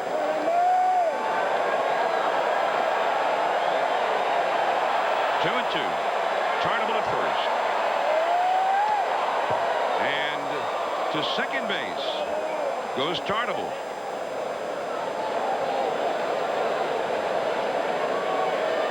Wilson could not handle that one. 3-2 the count. It's a fastball up and in, and he just can't get his glove up quick enough. And they're going to score that as a pass ball against Wilson. Now a base hit for Mouton could mean a big run here. That could be a very big play if Mouton could just find a hole somewhere. Ventura, the left-handed hitter, is on deck. 3 balls, 2 strikes. Chartable ready to go on the crack of the bat here. Strike 3 called. For the 3rd time in the game, Johnson has struck out the side. White Sox still leading 2-1. Sorrento will be coming up when we get back against Alex Fernandez. Don't go anywhere. From Seattle, White Sox 2, Mariners 1. We go to the last of the 6th inning. Don't forget now, we got a big doubleheader coming up Wednesday night right here on ESPN. Game 1, Barry Bonds, Matt Williams of the Giants versus Tom Glavine, World Series MVP, one of the greatest performances ever seen in a World Series clincher. Then Game 2, Greg Vaughn, he's back healthy. Tim Salmon and the Angels. That's a baseball doubleheader, Wednesday night baseball on ESPN. Paul Sorrento taking ball 1. Sorrento is grounded out and single. Low. Now they are very concerned about Fernandez. He's now thrown 102 pitches. And Terry Bevington's got the bullpen getting ready. Just in case here. He's had 2 very hard innings in a row. 51 pitches in the last 2 innings. Check swing, and it's ball 3. There is Kurt McCaskill, the right-hander. up in the White Sox bullpen, and the Mariner bullpen is also getting busy now. Randy Johnson has thrown 115 pitches, and so Edwin Hurtado has started to throw. That's a strike with a fastball. Still 90 miles an hour for Fernandez. Randy Johnson, been a long, hard night for him. That's gone, but foul. Upper deck. This guy can lose him up there in a hurry. He's got great power. Sorrento, 25 home runs last year for the National or American League champion Cleveland Indians. Well, he stands so close to the plate, sometimes it's hard for him to keep that inside pitch fair. Aaron Bragg did go deep tonight. Popped him up. Middle of the infield. Everybody's going for it. And now Fernandez. Frank Thomas takes it as Fernandez crashes into it. I guess he thought that nobody was going to get there. Well, was anybody calling it, I guess, is the question. Everyone was making a break to get there, but did anyone call it? And he got shaken up on that play. Herm Schneider, the trainer, coming out. Well, everyone's coming. I don't really see Frank. Now, right there, he's saying, I got it. But I think it's a little too late for Fernandez. He had committed. You see, Frank was looking over at Ventura, and I think Fernandez just felt like no one was going to catch it. I don't want to have to try to get one more out this inning than I have to. Well, you see Fernandez got shaken up in the play with Herm Schneider and manager Terry Bevington.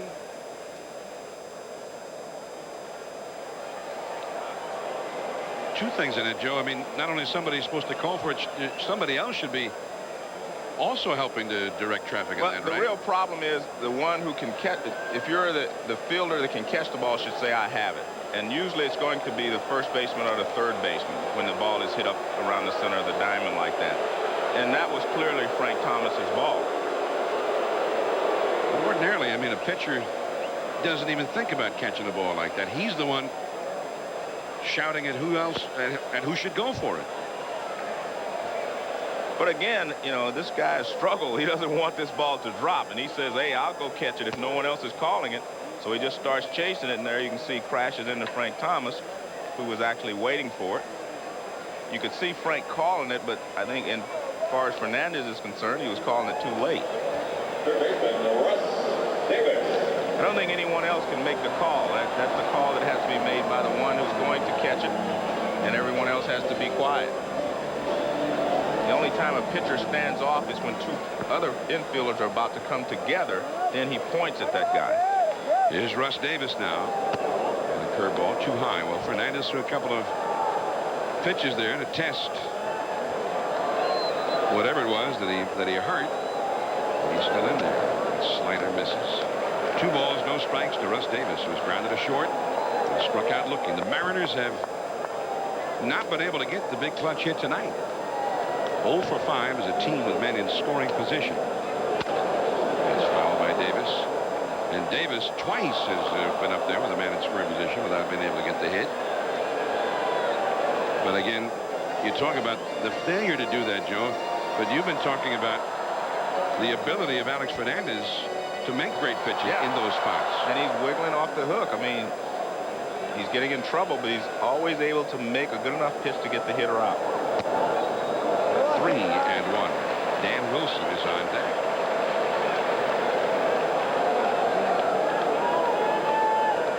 Hurtado continuing to throw in the Mariner bullpen. We wonder how much longer Johnson might be going. Foul tip. And it's a full count now, 3-2. Johnson up to 115 pitches. It's just opening out. I'm sure that's around the limit that Lou Piniella had set for him. Also, Johnson's wife, Lisa, expecting the couple's second child shortly. And a lot of things on Randy Johnson. Man, we understand his wife, Lisa, is home, resting comfortably, watching the ball game on television on ESPN. Right center field. Base hit. Darren Lewis cuts it off. Russ Davis has his first hit with his new ball club.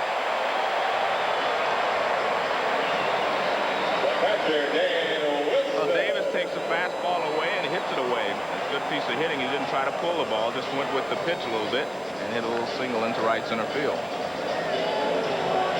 So Davis is aboard, and here is Dan Wilson, the 8th place hitter, has struck out looking and has flied out to shallow right. In each of his at-bats, he had a runner in scoring position.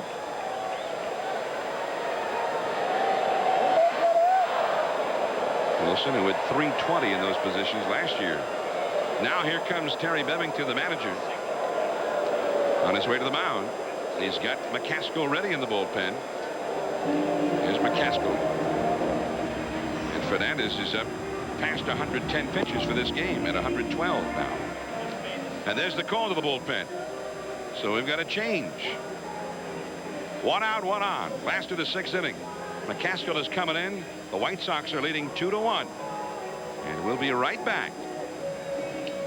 There's ball 1 to Wilson, who is 0 for 2 in this game. 2-1, the White Sox are leading. McCaskill, Joe, a veteran. Yeah, a veteran. And I think they really want to use him in the rotation if they can, because this is a guy that can pitch well in certain situations. And he has a very good curveball. That's his main pitch. He has a good curveball, good sinker. Russ Davis back to the bag at first. Well, manager Bevington told me yesterday he hadn't decided on a 5th pitcher yet. I think the point is, if McCaskill is that 5th guy, they have a lot of confidence in knowing that he'll do a good job, because he has been a starter before. Been there before. Won 17 games one year with the Angels. They don't really need a 5th starter in the rotation until April 25th, so they got a lot of time before he has to make a decision. 2-0 to Dan Wilson. A strike right around the knees. 2-1 the count now. More bullpen activity for the White Sox. Meanwhile, with the right-hander McCaskill in there, the left-hander Larry Thomas has gotten up again in the Chicago bullpen. Number 50. 2-1 to Wilson. Davis, the runner at first, with 1 out. Davis is going. Nice pickup by Durham at second base. Beautiful execution by Wilson, Joe, hitting it to the right side on the hit and run, but Durham able to recover. Well, he played the position properly. He didn't just break right away for second base. He was aware of the fact that Wilson might hit the ball the other way. And Lou Piniella likes to hit and run with Dan Wilson also in this situation. See, he didn't just break off for second base. He took short steps towards second base, which is the proper way to do it, so that he was able to go back and make the play. Nice, smart play there by Durham at second base. It's difficult to overstate how important that play was in a 1-run game. Here's Rodriguez. 2 down now with a runner at second. It could have well been 1 out with runners at first and third right there if that ball goes through. And usually Wilson will get a hit on that kind of a ball on a hit and run play. Rodriguez, the rookie, 0 for 2. On the count, 1 ball and 1 strike. He has lined hard to second, and he has struck out in this game. 57,467 rooting for those guys. The Mariners have not been able to get the big hit tonight yet. 1 ball and 2 strikes. See the movement on that pitch from McCaskill. He threw him a breaking ball away, and then that ball sunk back inside, in towards him, which fooled Rodriguez. Fastball, look out. Moving foul on the right field line, right past Sam Mejias, the first base coach. For the Mariners, John McLaren coaching over third base. 57,467, the 3rd largest regular season crowd in the Kingdom's history for a baseball game.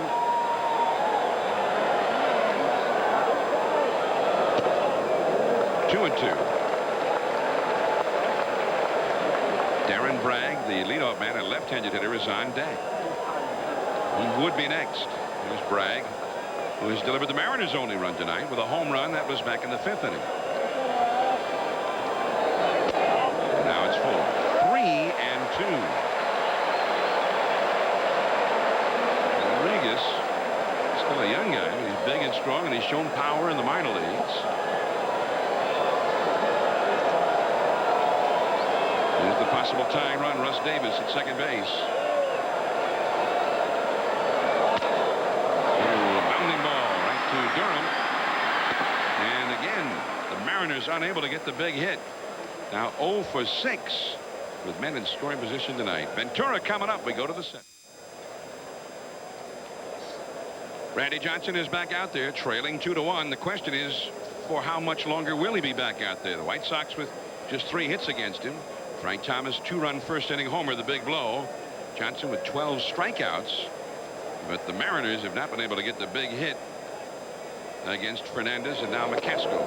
And that is the 116th pitch thrown tonight by Randy Johnson. And Edwin Hurtado was warming up all through the Mariners at-bats there in the last of the 6th, and he's still throwing. Ventura has struck out twice in this game. 2 of the 12 Johnson strikeouts thus far. He's gotten Mouton 3 times, Ventura twice, and Karkovice twice. Karkovice on deck. Fastball too high. 2-1.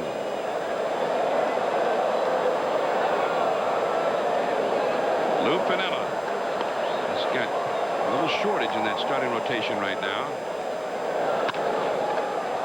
Johnson knocks it down. Recovers. Ventura out number 1. Tuesday at 7:30 Eastern on ESPN. It's the last 2 Stanley Cup champions facing off when Mark Messier and the Rangers host the New Jersey Devils. 2 of the 3 games this season have ended in ties. They've played against each other. Then Wednesday at 7:30 on ESPN2. It's the Bruins and the Canadiens in a game with major playoff implications. NHL action, we've got you covered on ESPN Tuesday, ESPN2 on Wednesday. I think Lou Piniella will go with Randy Johnson this inning as long as he doesn't get in any trouble. If he's able to, you know, retire the first couple of hitters, he'll leave him in. If he gets in any trouble, I'm sure he'll be gone. Karkovice, the hitter, he has struck out twice. Among the trio of Mouton, Ventura, and Karkovice, the numbers 5, 6, and 7 hitters, Ventura has become the first of those 3 to actually put the ball in play tonight. In 8 at-bats between the 3, there have been 7 strikeouts. Ball 1. Lou Piniella, even last year when they won the division title, when Johnson wasn't pitching, Piniella had to scramble. That's foul. Fastball in the fists. He fought it off. 1 ball and 2 strikes. Of course, last year they had Tim Belcher, a veteran, in the rotation. Basio, who's on the disabled list right now, was in there. And then later in the year, they added Andy Bennis for the stretch run. Slider, strikeout number 13 for Johnson. 3 times for Karkovice.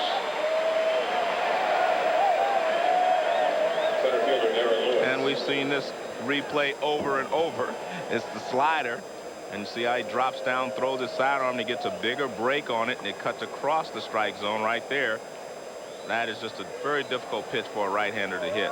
Difficult for a left-hander, too, but I still think a left-hander has a little better chance of reading it. Aaron Lewis has struck out and grounded out. There's ball 1. I think the amazing thing, about Johnson, and Joe, you pointed this out early last year. He puts that slider right there over and over. Yes, he does. It doesn't hang it. He has not missed high with a slider the entire ball game, which is very unusual. 2-0 the count to Darren Lewis. 2-1, the White Sox leading. Fastball, a strike. This is surely the final inning for Randy Johnson. They're well past 120 pitches now. 2-1. 2-2. That was his 126th pitch. There's 8 of his 13 strikeouts have come on the slider. Fastball, got him looking. 3 up and 3 down. 14 strikeouts for the big unit. Count them. 14 in 7 innings. Top of the order, Bragg, Cora, and Griffey coming up. Night Baseball is brought to you by Volkswagen. On the road of life, there are passengers and there are drivers. Drivers wanted. And by the MoneyGram wire transfer service. MoneyGram, the better way to wire money.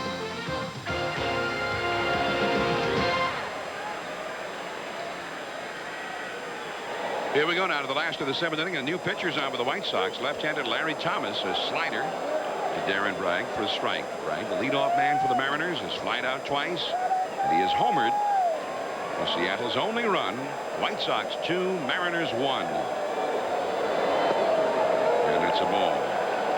Thomas came up late last year and pitched well in the 17 games in which he was used. You've got Cora, a switch hitter on deck, and then Griffey due up third in the inning. White Sox clinging to a 1-run lead.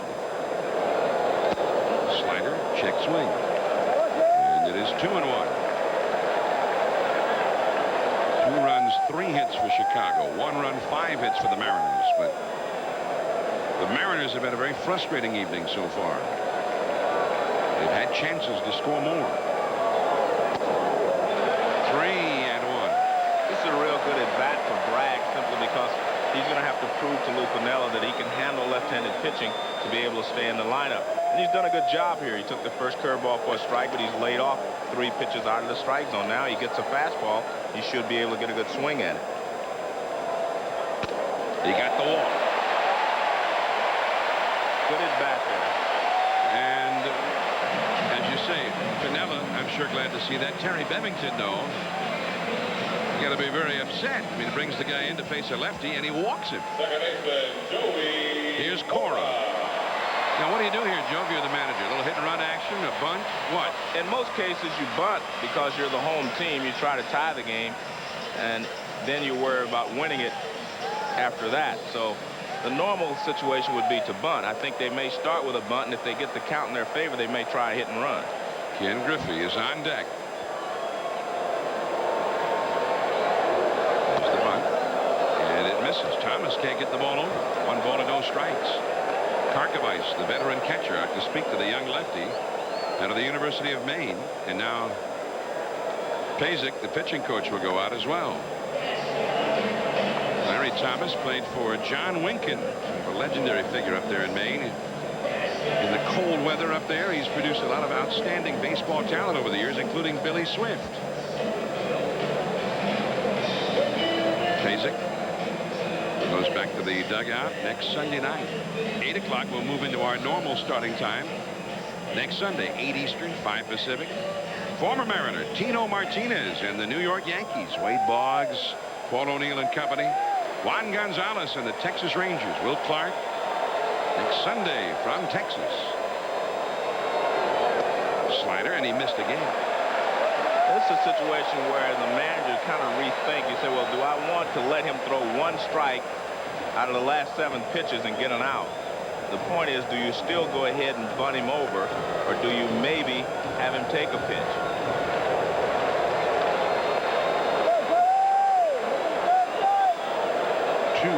Thomas in the bag at first with Bragg. He's missed again. 3-0. With a young lefty for the University of Maine, maybe feeling that opening day pressure himself right now on the big stage of Sunday Night Baseball, and with 57,000 Mariner fans in attendance, and that man looming large on deck. He definitely doesn't want to have runners at first and second with Griffey coming up and no place to put him. Fastball in there. 3-1. That fastball, by the way, clocked on the Jugs gun at 83 miles an hour, so it's not a real fast one. Smart play there by Joey Cora. A lot of people say, well, he's going to take anyway 3-0. Just stand there. No, he showed him the same look that he had been seeing by squaring around. Didn't give anything away. No, good, smart play there by Joey Cora. Cora's had a look at McLaren, the third base coach. 3-1 the count. Gets the butt down. Nice one. Karkovice just in time. Beautiful play by Karkovice. That's why he's one of the best catchers in baseball. You remember twice last year against the Yankees, Cora beating out bunts. Now Griffey's coming up with the possible tying run in scoring position. Well, because he doesn't throw hard, James will have to get him out with a breaking ball. He does not have a good enough fastball that he can throw to Griffey and get him out with it. So if you're Griffey, you also have to know this. Now they're talking about it. Out there is Cora back in the dugout after getting the bunt down. The shortstop Guillen has come in to talk to Thomas as Griffey gets ready to bat here.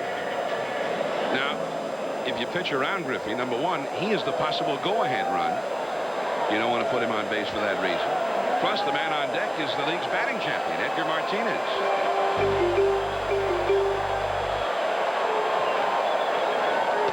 Slider, pick off to second. And Bragg gets in there. Now, Karkovice has one of the outstanding arms of any catcher in baseball.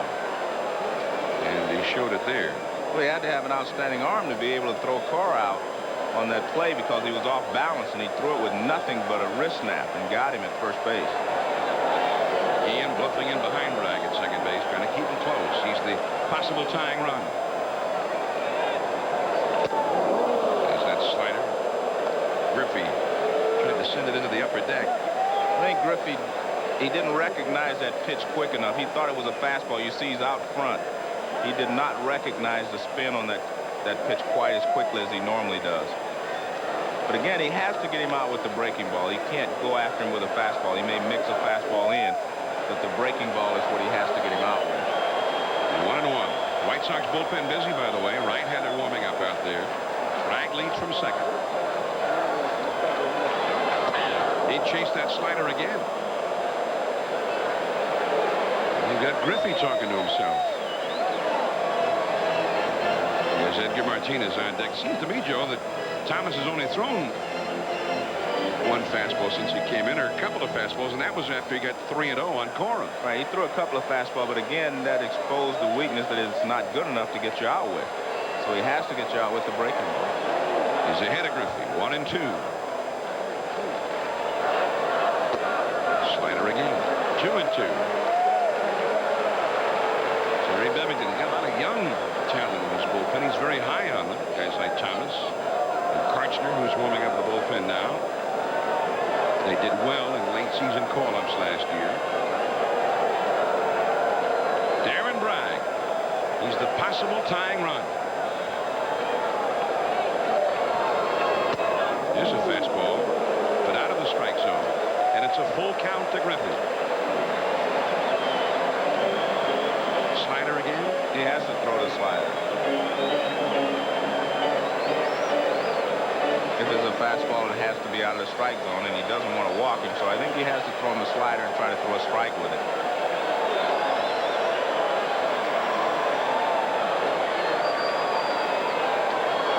Slider popped up. Guillen. Out number 2. The Mariners 0 for 7 in those clutch at-bats now with a man at second. Well, this is a pitch I think Griffey needs. He tried to go back through the middle, which is where you have to go. So he didn't try to pull that ball, and being honest with you, that was one that he could have pulled. This one hung inside. Well, now Martinez coming up, and Matt Karchner, the young right-hander, is being called in. The Mariners still a run shy. White Sox lead 2-1. This is the latest video game we're developing, and this is our inspiration.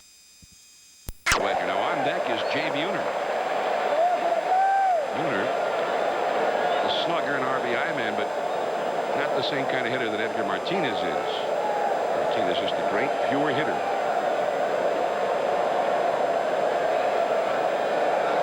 Three and 1 to Edgar Martinez. Put something off there. Well, it was a great pitch, and that he took something off, a little slider, and he got the outside corner. But again, you know, Martinez's philosophy there was correct. I mean, he looked for something hard. He didn't get the pitch he wanted. Now he has one more pitch. 3-2. And the slider missed badly. The walk. And now Buhner will take his best shot. Buhner is 1 for 2 with a walk tonight. But the one time they got him out was in a spot just like this with 2 on and 2 out in the 5th inning. He struck out. And one thing that the Mariners were noted for last year was the ability to come back in the late innings in that stretch run. Fastball. Strike one. Kind of caught him by surprise, it looked like. What they've done tonight in these situations with Buhner, they've mixed their pitches very well. They've thrown him exactly the opposite of what he's thinking. Fastball, but it's up and away. 1 strike. There's Bragg, the possible tying run at second. Edgar Martinez, the possible go-ahead run at first. Buhner, the man trying to make that happen. 2-1. Karchner, we said young guy, he's 28. So he was around a long while in the minor leagues before he got his shot last year. Bloomsburg State University.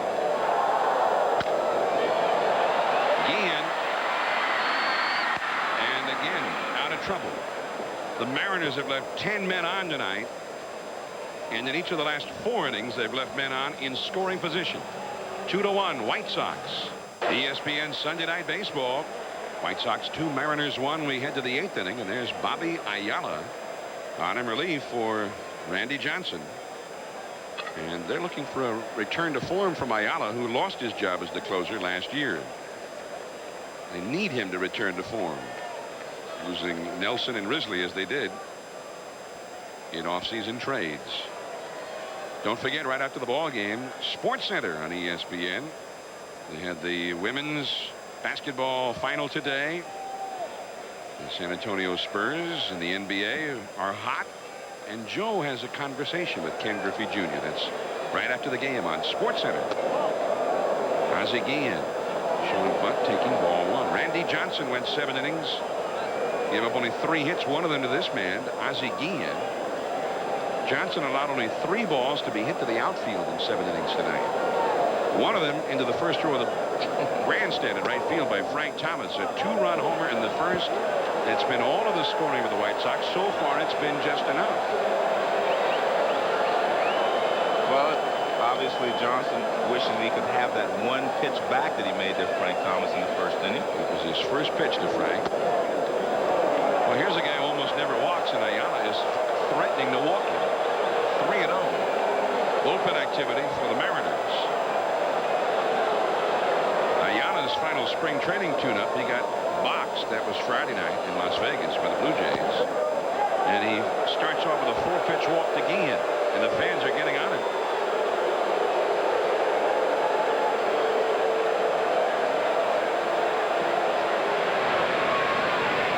Jackson throwing in the bullpen. Right-handed.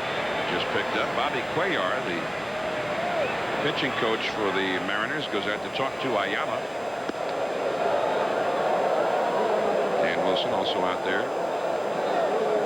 Opening day coming up tomorrow all around baseball, and ESPN again will be there with special opening day coverage, an opening day doubleheader.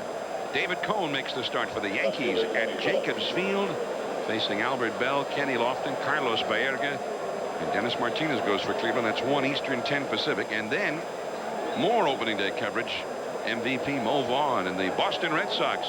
Roger Clemens on the mound facing Juan Gonzalez and the Texas Rangers. 4 Eastern and 1 Pacific. The second half of the opening day doubleheader. Here's Tony Phillips. Ball 1. Now, if you don't throw a strike to this guy, we know he'll walk. You're right. He's not going to chase a lot of pitches. I mean, how wild can you be? You walk, not only to walk Ozzie Guillen, but to walk him on 4 pitches. Maybe the first time it's ever happened. Guillen walked 13 times with 415 at-bats last year. There's his first strike. And a rather sarcastic cheer by the big crowd here at the Kingdom. Well, he threw a different pitch. He threw a splitter there. He'd been throwing a lot of fastballs, and he wasn't able to get it over.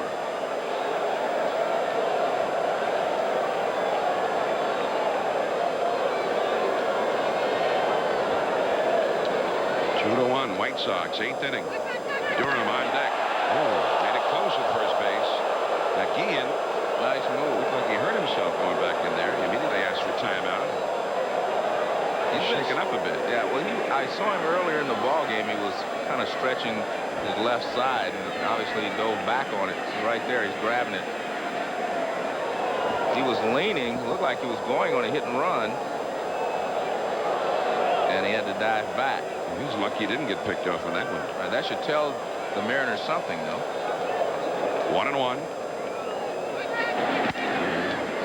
Apparently did, because there's another throw over there. Piniella may have been the man who made that call to throw over the first. See Dan Wilson, the catcher, looking in to the dugout right now.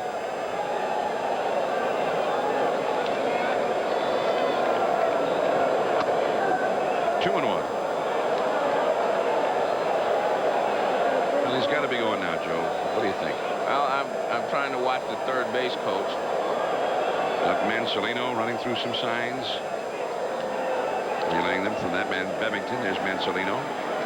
Well, this pitch will tell you what, Bevington's strategy may be for the remainder of the season in this situation. 2-1. Ian back to the bag.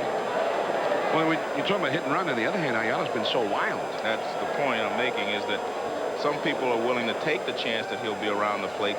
Some others will say they hate to send a guy and have their hitter swinging a bad pitch when the guy is already struggling on the mound. 2-1 the count. 3-1. Right, see that? But that would have been a good hit and run pitch. The pitch was off the plate outside. Phillips would have still been able to get a bat on it and hit it the other way. Now you have the same question. Why not have him run here? 3-1. Well, you have the same question. Do I send him here? I mean, it's no risk if he throws the ball here. Well, the only risk is sometimes that the hitter will chase a pitch out of the strike zone because he's protecting the runner. Some hitters, but maybe not Tony Phillips. Right. 3-1 the count. He's going. Well, they got him at second base. Phillips swung and missed. Well, there you go, Joe. The best laid plans. Yeah. Rodriguez with the tag at second base. Nice throw. Dan Wilson is. That's why he's one of the top catchers in the league now.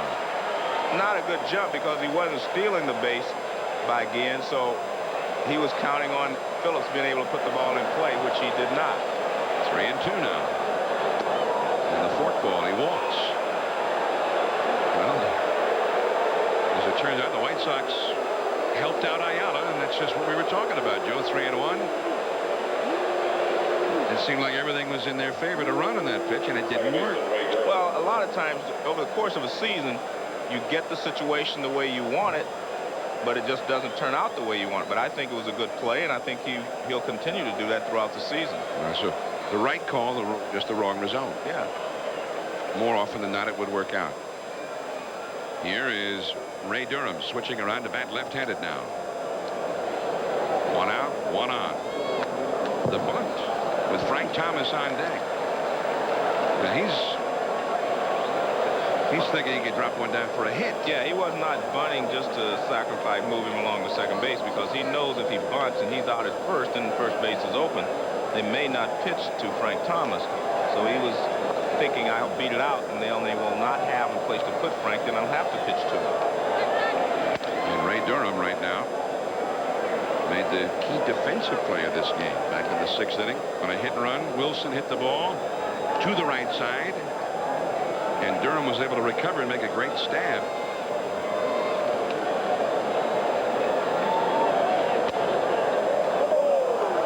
One ball and one strike. Randy Johnson, 14 strikeouts tonight. In 1993 on opening night, he also had 14 strikeouts. But he cannot win this one. Phillips at first.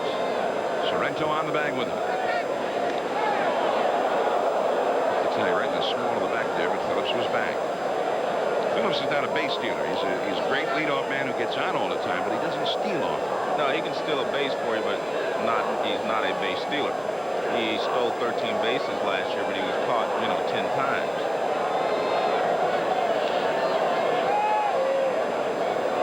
Well, they thought he was going there, but he was not.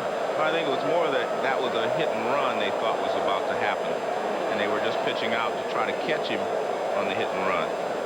Well, if you're Bevington, is that an open invitation for you to go ahead and call one here? Well, 2-1, you know they're not going to pitch out a second time. He has not often been in the strike zone. 3-1. Well, we're same situation all over again, Joe. Yeah. Phillips has got to be running. What do you think? Well, if you're Bevington, you have to run him because otherwise you were wrong the first time.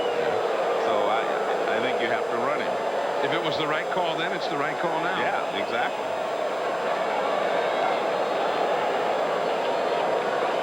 He's not going. Strike 2. Bevington himself apparently having second thoughts, Joe. Well, and that does happen because he could feel like maybe Durham could not lay off a pitch out of the strike zone as we felt that Phillips could. You know, you have to remember Durham, this is his second year. He's not as experienced in these situations as Tony Phillips. He has to go now, though. He's not. Struck him out. And that's why he wasn't going. That's why he wasn't going. But again, I think a lot has to do with the hitter because of his experience in these situations. Here comes Piniella. We're going to bring Mike Jackson into the game, or Pinella's going to bring him in with Frank Thomas coming up. So Jackson, the former Mariner, back in Seattle, coming on to face the big hurt 2-1 White Sox. Stay with us. The Pontiac. Against Mike Jackson, and there's ball 1. Jackson, formerly with the Mariners, he was part of the trade that brought Kevin Mitchell here from San Francisco a few years back. And he had a lot of success in the National League, first with the Giants, then with the Reds last year, coming back from arm trouble last year. Frank Thomas at the plate. Slider misses. 2-0. Now, Frank Thomas, 5 years ago, when Jackson was last with the Mariners, hit a grand slam against Mike Jackson. June of '91. A lot of people are saying, well, why would you take one right-hander out to bring in another right-hander to pitch to Thomas? Well, obviously, Piniella feels that Jackson's stuff matches up better against Frank Thomas. And basically, I think he's talking about the slider because you have to get Frank Thomas to chase something out of the strike zone, and I think that's what he's trying to do here. Thomas, a 2-run first-inning homer, and then he struck out twice against Randy Johnson tonight. 2-0 the count. Phillips at first. The White Sox leading 2-1. Now the catcher, Dan Wilson, goes out to speak to Mike Jackson. A very tight and tensely played opening night game here in Seattle. Back in the first. First pitch from Randy Johnson, and he tucked it into that home run porch in right field. A 2-run homer. And that's been all of the scoring with the White Sox tonight, and still, here we are in the 8th inning. It's been enough. And he dropped that slider in there. 2-1. Well, I think that's the reason that Mike Jackson in Lou Piniella's mind matches up better because he does have a good hard slider, and occasionally you can get Frank to chase that slider out of the strike zone. One of the great hitters in the game today. 3-1. On deck, another right-handed hitter, Danny Chartable. And the same way, Jackson's slider matches up well against Tartabull also, so he's probably going to try to get Frank to chase another slider, and if he doesn't, then he said, well, I'll just have to get Tartabull out. Bullpen activity for the Mariners again. Jackson in, and there's Charlton, the ace left-hander, the only left-hander in the bullpen right now for Seattle. 3-1 to Thomas. 3-2. Another slider, through all sliders here. Full count. 2 down. Phillips at first. Mike Jackson, unlike some other pitchers, though, he will not just rely on one pitch. So, and I think Frank Thomas knows that. He may throw him a fastball, so you have to keep that in the back of your mind, although the slider's been effective in this situation. There goes Phillips. Easy play for Buhner. And that is the inning. Kept him in the ballpark. Still 2-1 White Sox. Sorrento and Davis, the two newcomers, will be coming up. Hometown Heroes are a run shy right now. Paul Sorrento takes a called strike. Sorrento is grounded out, singled, and popped out. 1 for 3. And that right field porch beckons now as he faces young Matt Karchner. too low for a ball. 1 ball and 1 strike. The White Sox bullpen is busy here as we play the 8th inning. Sorrento, formerly with Cleveland, followed by Davis, formerly of the Yankees. 2-1. There's Joe McGrain, the veteran lefty, trying to resurrect his career out of the White Sox bullpen. To be ready if needed. 3-1. I'll be very careful with this guy. Sorrento can lose one in a hurry.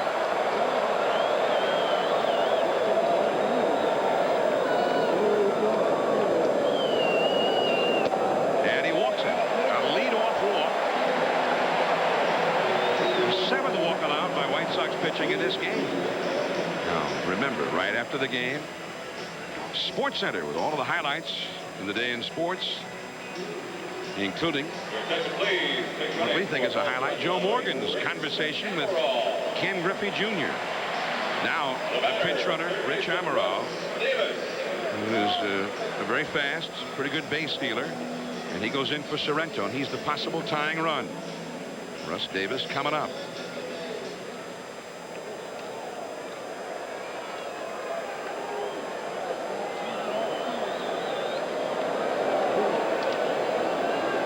Russ Davis 1 for 3 tonight. The bunt, but foul on the first base side. Pinella got it right by the book, Joe. Yes. The 2nd inning in a row, the man on, he's bunted like that. Cora got the bunt down in the 7th. And Davis trying to get it down here. Now, Amaral also is capable of stealing a base. He had 21 steals last year. But Ron Karkovice is awfully tough to steal against.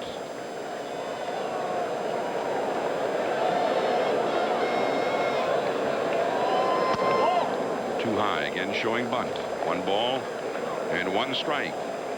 Although if you watch Karchman, he gives you a chance to steal.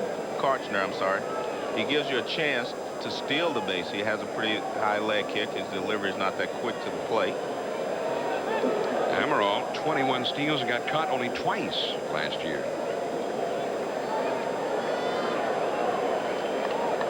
Now he does a good job there.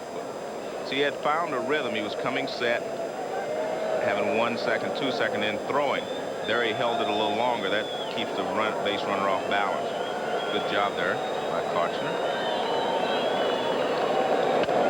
And it's going to be a foul. Davis has not shown himself to be a very good bunter at this point. Well, I'm sure that's something that Lou Piniella wanted to find out. I mean, everyone on the ball club can't bunt. And in his days in the Yankee farm system, he was a power hitter. He was the cleanup man. He, I'm sure, did not often get called upon to bunt. It's one of the arguments they always have between the big leagues and the minor leagues. They want guys like that to learn how to bunt, but it's tough if you're the manager down there to call for it. Stays alive, 1 ball and 2 strikes. I mean, if he's your cleanup hitter at Columbus, it's got to be awfully tough for you to say, go ahead and bunt this one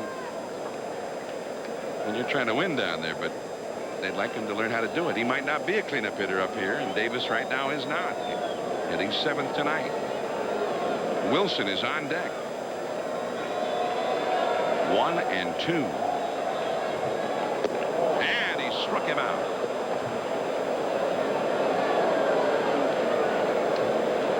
One away, so big play. Davis not able to get him over. Yeah, it's a good job of pitching here by Karchner because he held the runner by changing his time to the plate, and then he throws him a slider with 2 strikes and gets him out.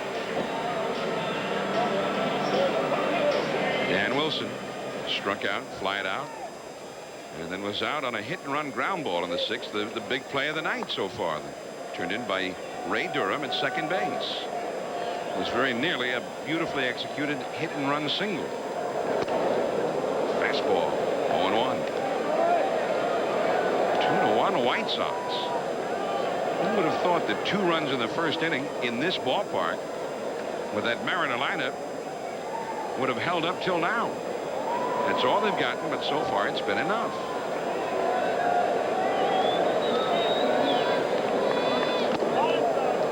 One ball, 1 strike. At some point, Joe, you think maybe Lou's going to send Amaral here? Well, he tried it, and he likes to hit and run with Dan Wilson. So he may try to get the count where he knows they're not going to pitch out and then let Amaral go.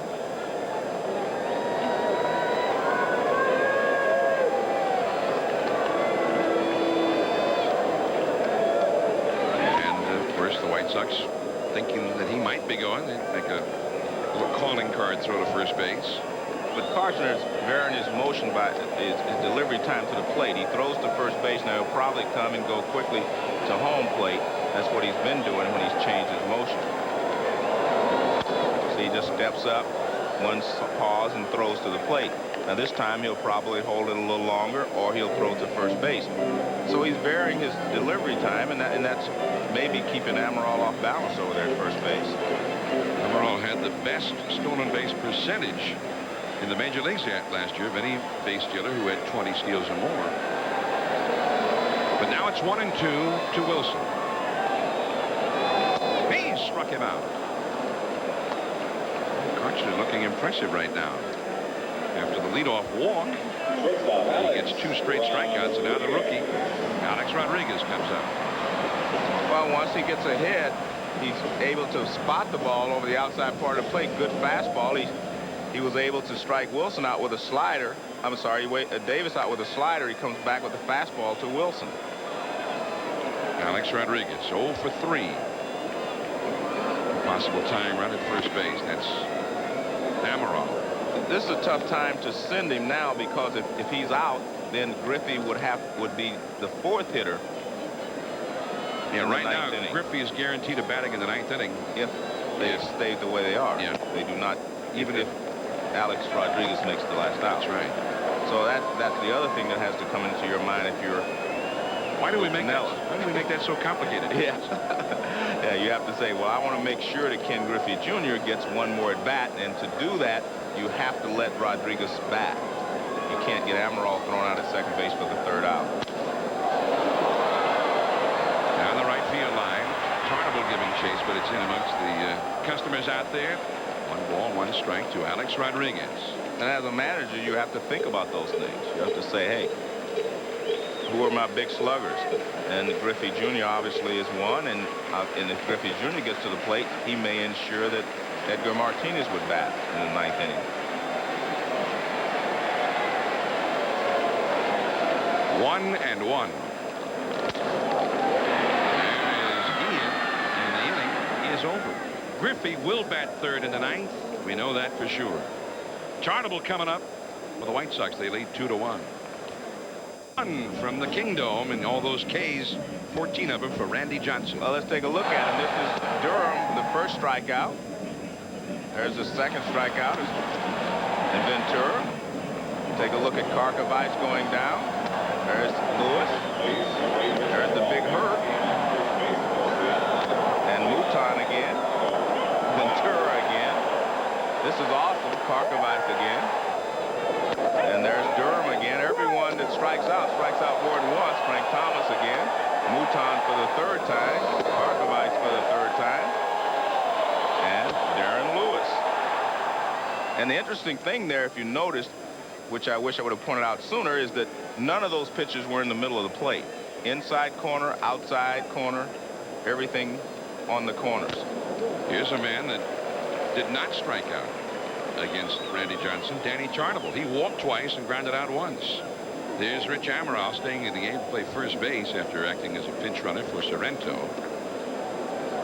Mike Jackson going to work against Tarnable, then Mouton. Ventura due up 3rd in the inning. Remember, they've got Harold Baines available on the bench. However, the left-hander Charlton is up in the Mariner bullpen right now. Danny Tarnable. He is one of the keys for the White Sox this year. They need him to have a strong season, and he's had a lot of big ones in years past, but has had a hard time staying healthy.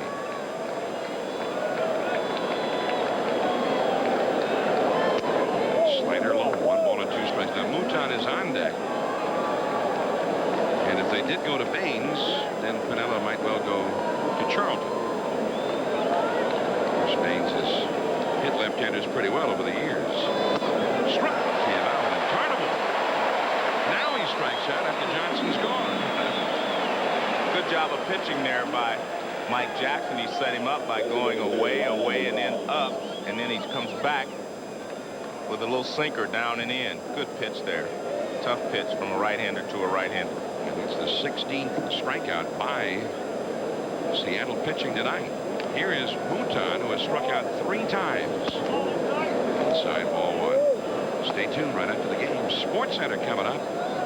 Dan Patrick and Keith Olbermann with all the day's news in sports. Slider. 1 ball, 1 strike. Mike Jackson, one of the premier relief pitchers in the game for the last 4 or 5 years. Got hurt a couple of years ago. Came back nicely, and Davey Johnson in Cincinnati kind of nursed him along. Tried never to use him in consecutive days, and they put together a very fine year in Cincinnati. Base hit. What a relief from Mouton after 3 strikeouts.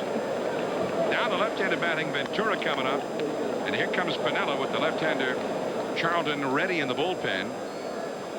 And there's the call for Charlton. 2-1 White Sox in the 9th inning. 1 out, 1 on. And Charlton coming in to face Ventura.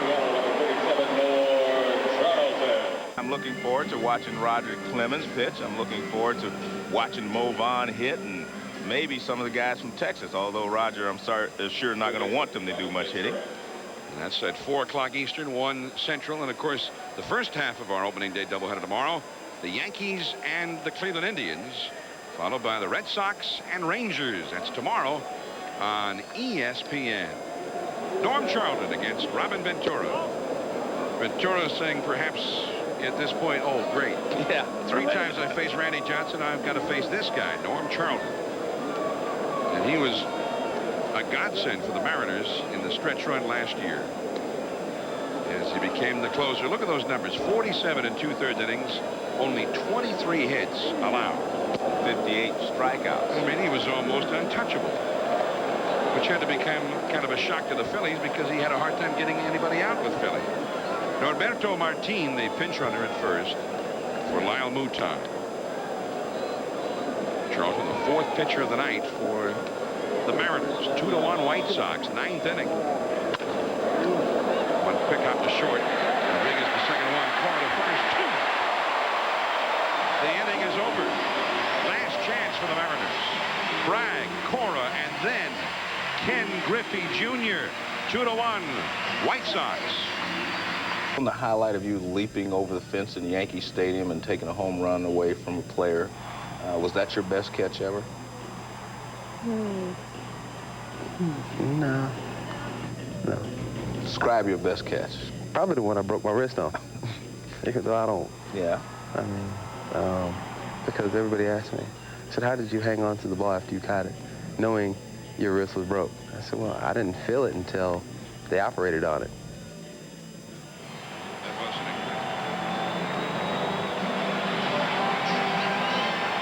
It was an incredible catch, but also it was a terrible catch, yeah, at the same time. Here is Luis Sojo to pinch hit for Darren Bragg against left-hander Joe McGrain.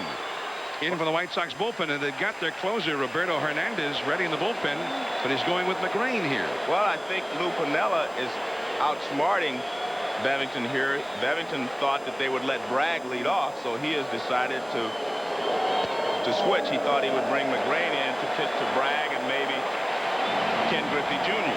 if he got, the first 2 outs. But now Lou Piniella has switched players on him, and he's put him in a tough position.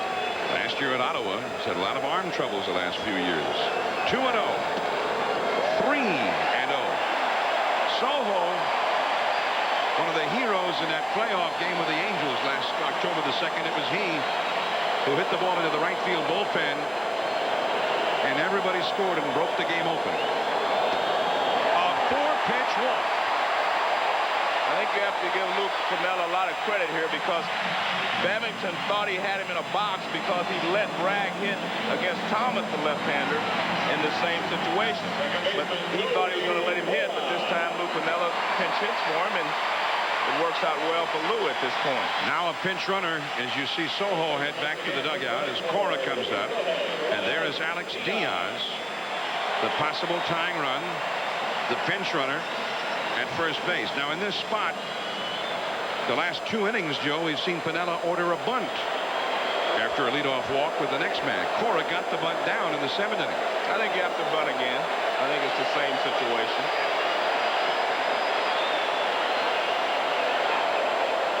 That's a foul. Well, you're still the home team, and you have to tie the ball game first. And you know, the book says you bunt, give yourself 2 shots with Griffey Jr. and Martinez to try to tie the game.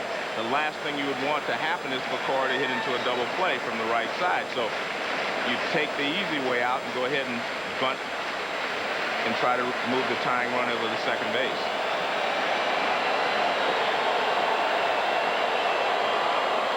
Again a foul. Cora unable to get the bunt down.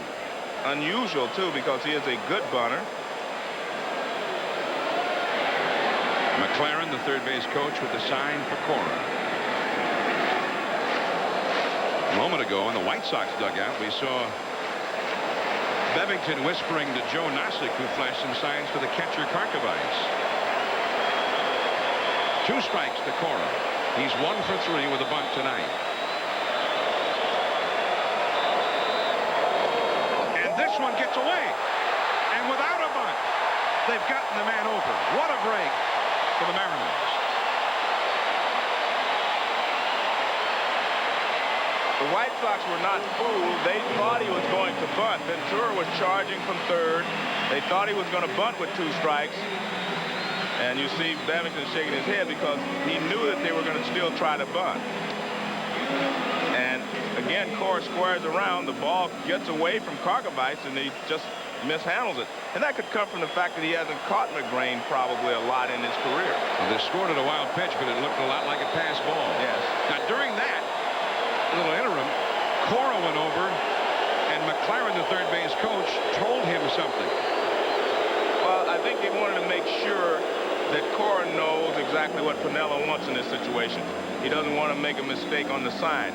Either Piniella wants him to bunt again or, you know, tell him to go ahead and take a shot toward right field. So they wanted to make sure that the communication was not lost by giving him a sign. He wanted to give it to him verbally.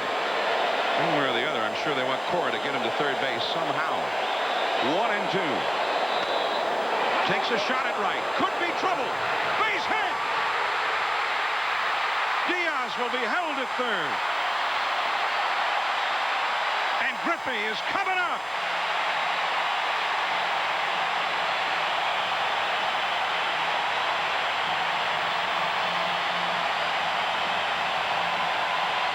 Baseball's a funny game. If they throw a strike and Cora bunts him over or strikes out, entirely different situation.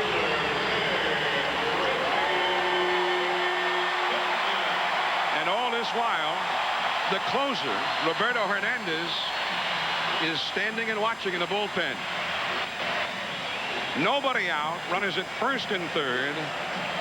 And there's Hernandez. Well, I must say I agree with this letting McGrain pitch to Griffey. I'm not going to say I agree with not having Hernandez start the inning, but I do agree that you're better off letting McGrain pitch to Griffey in this situation. So it's all on the line now. The infield double play depth. Strike, a slider on the outside. Nice pitch. They'll give up the tying run here to get the double play. Now it's not just holding the lead, it's trying to stay in the game.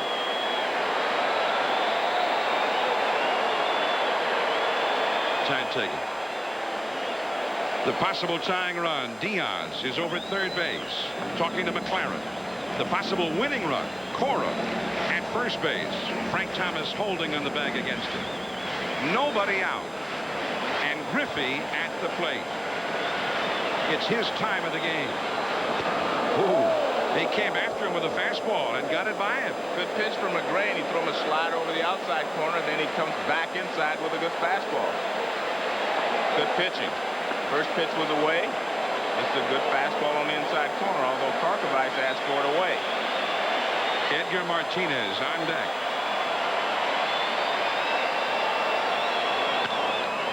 Popped up. enough to get the tying run home. Phillips. And all of a sudden, everything turns around again. Yes. Well, that's why I say I agree with letting him pitch to Griffey, because you have a chance of getting Griffey out there with the left-hander that Griffey has not seen before. So I think that was a good play there by Bevington to lead McGrain in. Well, he throws him another breaking ball. He had him set up. Breaking ball away, fastball in, another breaking ball. Griffey really pulls off of it just a little bit, not much. I mean, that's just... I mean, that breaking ball didn't look like a very good spot. That's not where McGrain wanted it, is it? He just barely missed it, but, I mean, it only takes... That's why hitting is so difficult to do. You get a pitch to hit, and you pull off just a little bit, and you pop it up. Well, the inning is far from over. And now Roberto Hernandez, the closer, will come in to face Edgar Martinez. The third best in the league, but overall not a very good year. You know, a lot of blown saves, more hits than innings pitched. And look at the strikeout total, and that's what they need now, a strikeout. But the American League batting champion is coming up, Edgar Martinez. All night long, the Mariners have had men out there in scoring position. They've not gotten one home yet. Not a single hit with a man in scoring position all night long. Diaz, the possible tying run at third base. Cora, the possible winning run at first base. Yeah, a single for Martinez will do just fine, although that's not what the banner was about. They had two guys named Martinez last year, Edgar and Tino. Well, here is Roberto Hernandez against Edgar Martinez. The infield double play deck. Too high. Terry Bevington has gone through his bullpen tonight. This is his 6th pitcher of the game. Jay Buhner on deck. On the outside corner, and Edgar didn't like that call. 1 ball, 1 strike. A spot much like this in Game 5 of the division series against the Yankees last year is when Edgar Martinez hit the double into the left field corner, and the Mariners won the title, beating the Yankees. 2 runs scored. Griffey all the way from first. One of the most exciting conclusions in a postseason game we've seen in a long, long while. Griffey has not had a good night. He lined out once, but he has not come through in a couple of situations with runners in scoring position. In the 7th and again in the 9th. Yeah. If I get a chance after the pitch, I'm going to make a point about left-handed hitters. 1-2 the count. Down the right field line. The tying run scores. Here comes Cora, and he'll be held at third. It's all tied up.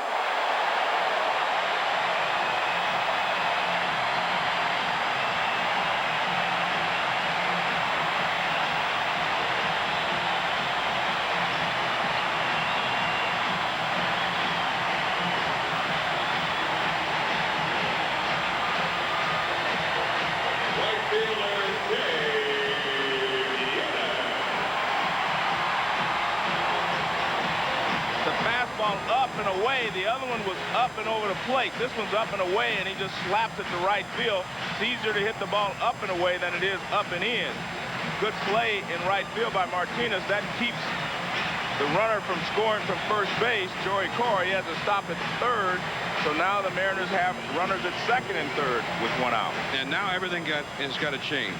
The outfield they'll all have to come in.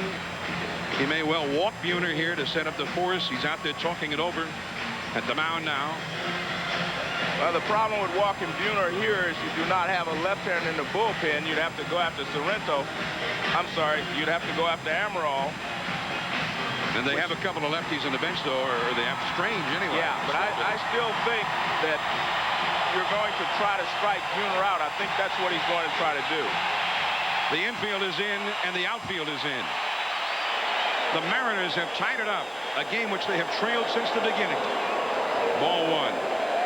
The possible winning run at third in the person of Joey Cora. Edgar Martinez delivering in the clutch. The first clutch hit they've gotten tonight. 2-2 in the 9th. Look out! A wild pitch! But they might get him! He's out! And here comes Pinella.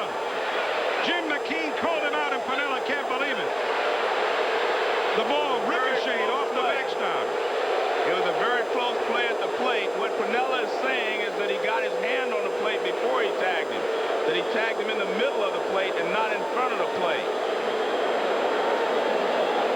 You know what? I have to give Jim McKeon credit here. He did not lose control here. You know, he says, hey, I made the call. That's the way I saw it. Well, the Sox get a break because his ball bounces right back to Karkovic. Now watch, he catches it. He looks up, and now he sees Cora. And looked like that angle, you can't really tell. But again, I think that's what Lou thought, that he got his hand on the plate before he tagged him. I thought he did too. Ball 3 to Buhner. Now they're going to walk him intentionally. Start over again with Amaral or whoever it is. Well, what they want to do now is go ahead and force Piniella to use up his players. We're going to maybe a better look at it here to see if Cora's right hand gets to the plate. Well, it looks like he's safe. Yeah. But, I mean, again, it's a very difficult play to call there because if you look at Karkovic, he dives in front of the plate. He did not tag him on top of the plate. He made the dive out in front of the plate. Piniella got there almost as fast as Cora did. Yeah. And maybe the best angle of all is from the dugout, because when you see Karkovic dive in front of the plate, maybe from the dugout you can see that it took him a while to tag him. He did not tag him right away. See that? You see Cora saying he hit me up here. But again, it's a tough call. It's not cut and dry that he gets there, but it does look like he may have gotten his hand in there before the tag. Now Doug Strange is the pinch hitter. 2-2 in the 9th. First ball swinging, and looks like we're going into extra innings. A moment ago, it looked like the Mariners had won it. A wild pitch that was not. It is 2-2 as we go to the 9th. Karkovic will be coming up. Piniella and the Mariners, they thought they had it won. We're going overtime. Sports Center right after the ball game. Whenever that is. We thought we'd be well into Sports Center by now. Probably only this ballpark, Joe, and Atlanta I can think of, where you have that odd backstop where you get that ricochet a lot. It happens in Atlanta, and it happens here. It doesn't happen very many other places like that. When you get a wild pitch, the runner from third usually can score. So the game took a couple of twists there in the Mariner 9th. It looked like their victory was almost assured. And then, even more so on what looked like a wild pitch, but it turned out to be the saving play. A bad play that saved the White Sox, perhaps. There's Doug Strange staying in the game to play first base now in Seattle. And Karkovic is down on strikes. Charlton nails him. Alex Diaz stays in the game to play left field after he ran for Soho. The run in the 9th inning charged to Joe McGrain. Roberto Hernandez gave up a double to Martinez, then threw what looked like a wild pitch to end the game. And it was just as if they had worked on that as a trick play. Here's Darren Lewis, 0 for 3. Ball 1. 2 runs, 4 hits for the White Sox. Both of the runs in the very first inning. 2 runs, 7 hits for the Mariners. The Mariners have left 13 men on base. Popped up. And out of play. Giving chase was the first baseman, Strange. 1 ball, 1 strike to Lewis. Guillen is on deck. This game has been played like a lot of those postseason games we saw last October. A tight, tense one here. Both managers going through their bullpens as if everything's at stake here on opening night. 1-2 the count.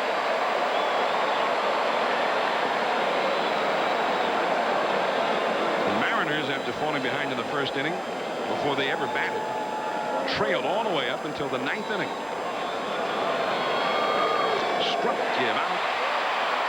And now Wilson tags him out for the put out. Third time that Lewis has struck out tonight. And that's 18 strikeouts by Seattle pitching in this game. Here's a splitter that goes down and into the dirt, and Darren Lewis way out in front can't make contact. Good job there by Wilson to cut him off. And like I said, 18 strikeouts for the White Sox tonight. But not this guy. Ozzie Guillen has popped out, singled, and walked. He has not struck out. Tony Phillips has not struck out. Every other White Sox starter, though, has struck out at least once. Durham 3 times. Thomas twice. Mouton 3 times. Ventura twice. Karkovice 4 times. 2-1 now to Guillen. Terry Bevington.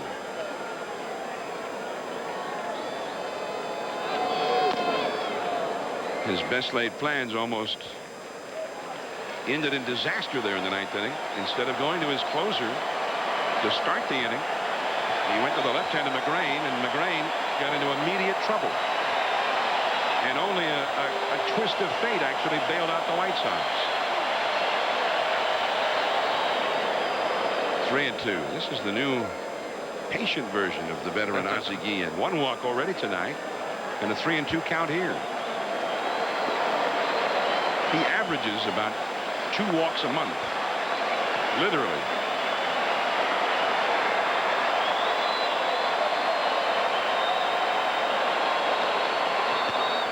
Yeah, he swung at ball 4 there. Still 3-2. 2 down, nobody on. In the Mariner 10th inning, bottom of the order is due up. Russ Davis, and Dan Wilson and Alex Rodriguez.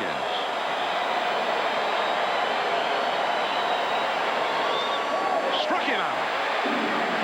He strikes out the side.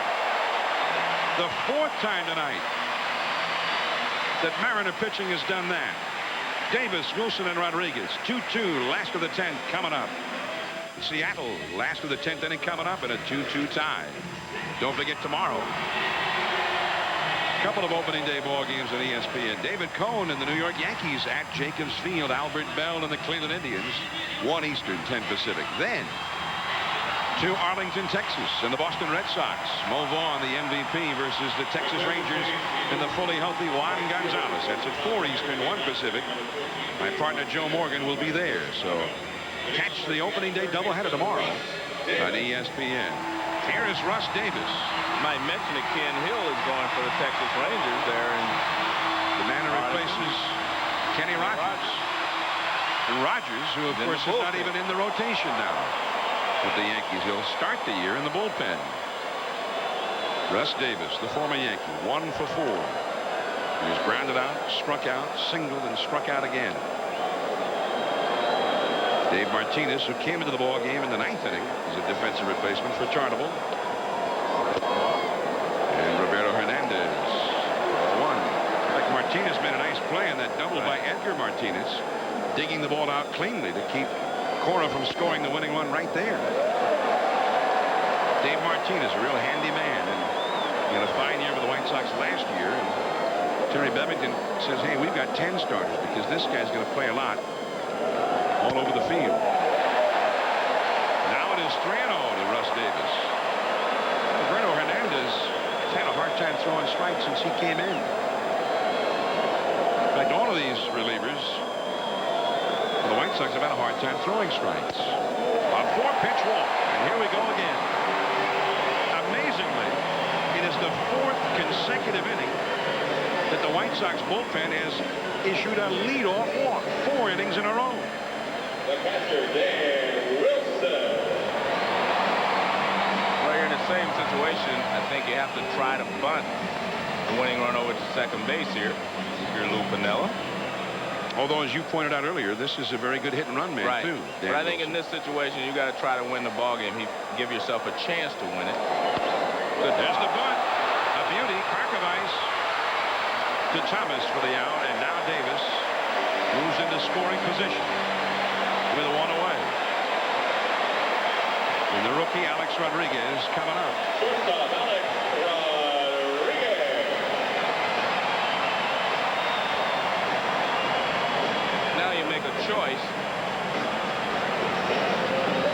If you're Babington, do you walk Rodriguez and set up a double play, or do you go ahead and pitch to him?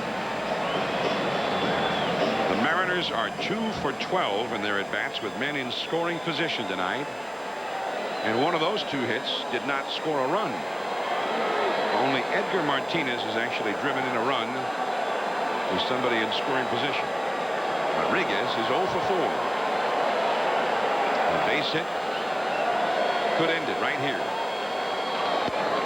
Too low. He checked his swing. 1 ball and no strikes. Roberto Hernandez. I mean, this guy, when he's right, is very tough. As we saw, 84 strikeouts last year in 59 2/3 innings.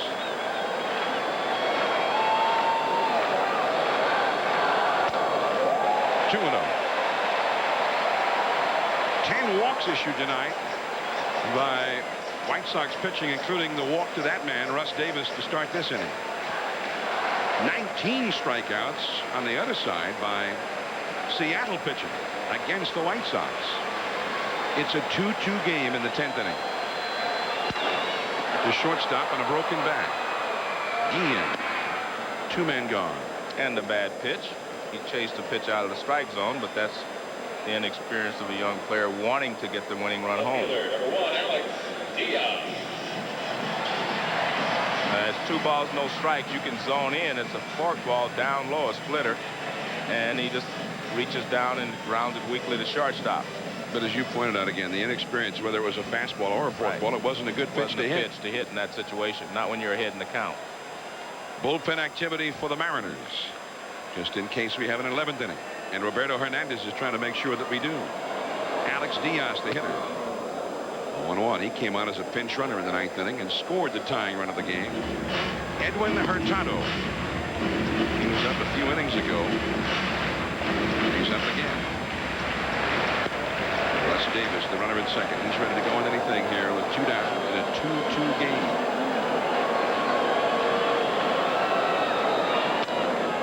And quickly, Hernandez is ahead of Diaz, 0-2. Edgar Martinez delivering in the clutch in the 9th inning. A double to right to tie this game. By the way, if we go to the 11th, Frank Thomas is due up third for the White Sox. They'll give it a good shot in the 11th with the top of the order. Phillips, Durham, and Thomas. Hernandez is into the count here, 0-2. That riding fastball too high.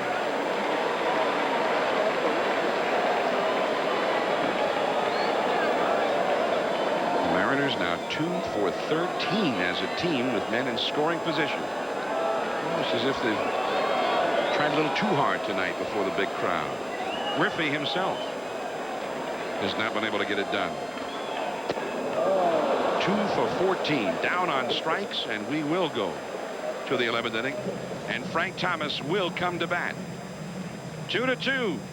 We head to the 11th, and Edwin Hurtado coming on to pitch. It is 2-2, the White Sox and the Mariners, as we go to the top of the 11th inning, and a new pitcher has come on for Seattle in relief of Norm Charlton. The newcomer, Edwin Hurtado, with the Blue Jays last year, 5-2, although his earned run average was pretty bad.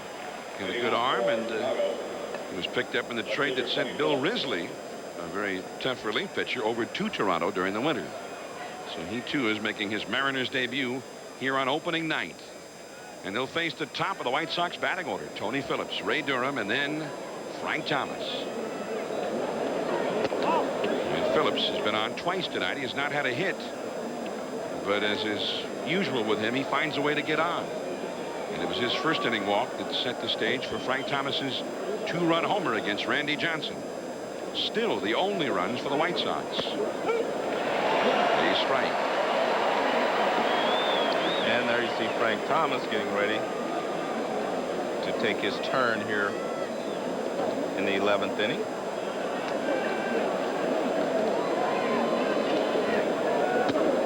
Two and one. Now, you see Tony Phillips, he averages more than 100 walks, or has through the 90s, and averages more than 100 runs scored, which means a lot of RBIs for the guys behind him. Griffey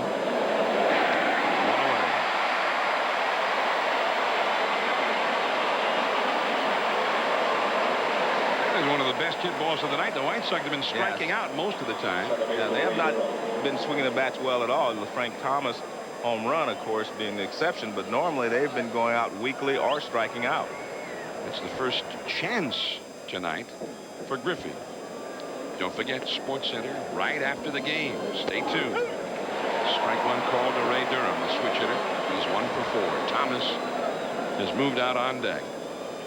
Durham doubled back in the 3rd inning. He has struck out the other 3 times. 19 strikeouts by Seattle pitching. Their club record is 21 strikeouts in an extra inning game 10 years ago against Cleveland.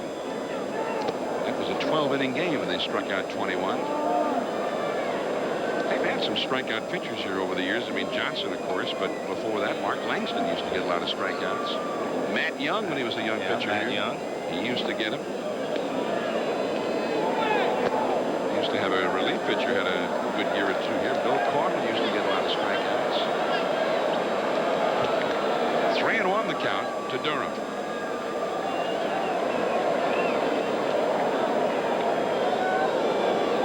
Well, he has walked Durham with Frank Thomas coming up. Figure that one. You'd rather get Durham out and walk Frank Thomas. Yeah. But again, as you pointed out in the 1st inning, it was the walk by Phillips which probably made it possible for Thomas to hit the home run. They would have very well pitched around Frank Thomas in that spot with nobody on base. One thing that has changed now, Danny Tartabull is no longer hitting behind Frank Thomas. They have Dave Martinez in the game, but also remember they have Harold Baines sitting on the bench as well. Although Dave Martinez on deck is a lefty. Well, the Big Hurt chases a bad one again. Nice pitch there by Hurtado. One of the things I was going to talk about earlier in the case of Griffey and Ventura. In spring training, you do not face as many left-handers as you would like to get ready for them. And tonight, that's basically each time they've been in clutch situations, they've had to face left-handed pitching. And they're just a little bit off, both Ventura and Griffey. Thomas takes a slider low. 1 ball, 1 strike. Here's Robin Ventura. Struck out twice, hit a comebacker, and hit a double play ball tonight. Long night for him. Griffey tonight 0 for 3 with 2 walks. But his 0 for 3 came with men on base every time. Close at first, but Durham gets back.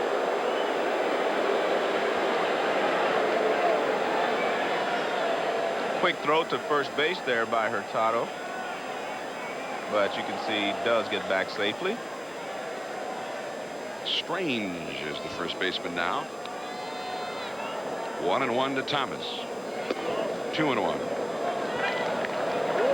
Actually, if you're the Mariners and you have a runner at first base with Frank Thomas, I would say give Frank Thomas your 100% concentration. If the guy takes off and he opens up a base, go ahead and walk Frank. So I would concentrate on Frank Thomas and not worry so much about the base runner. Yeah, they'd do the Mariners a favor if he did run. Then you can be sure that they're not going to run this situation. 3-1.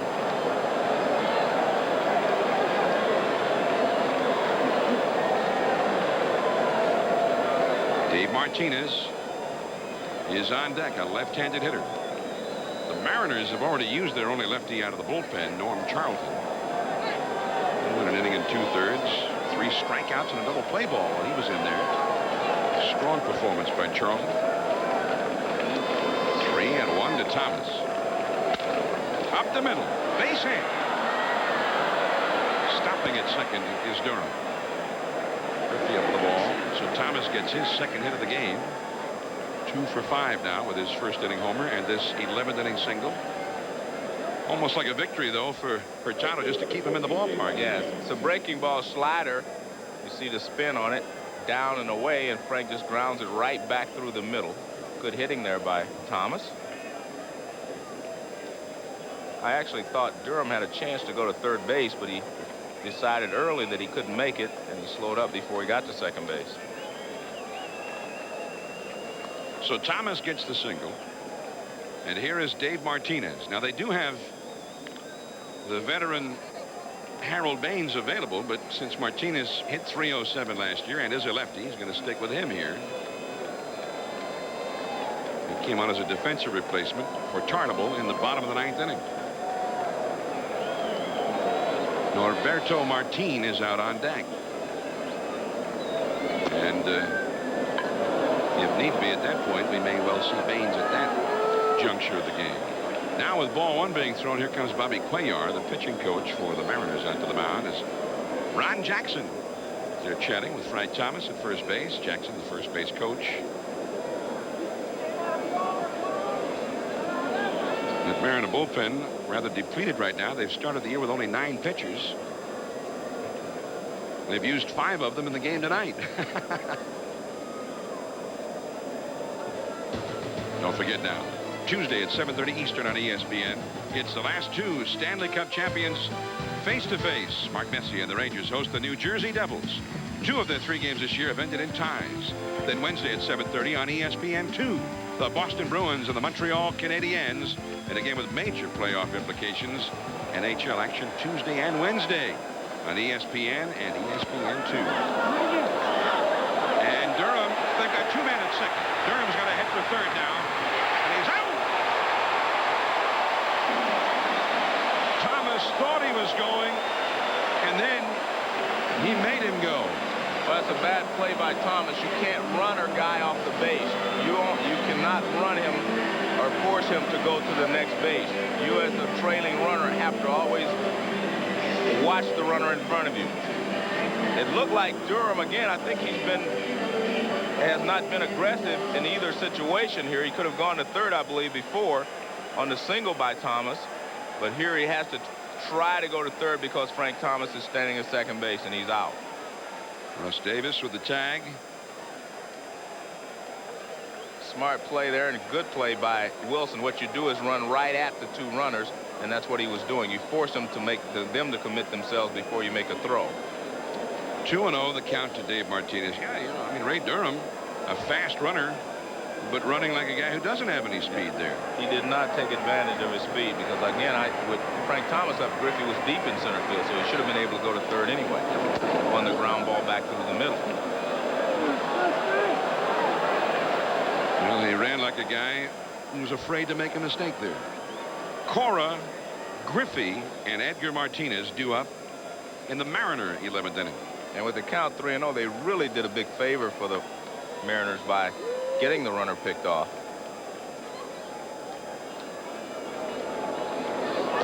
That's a called strike. Well, Frank Thomas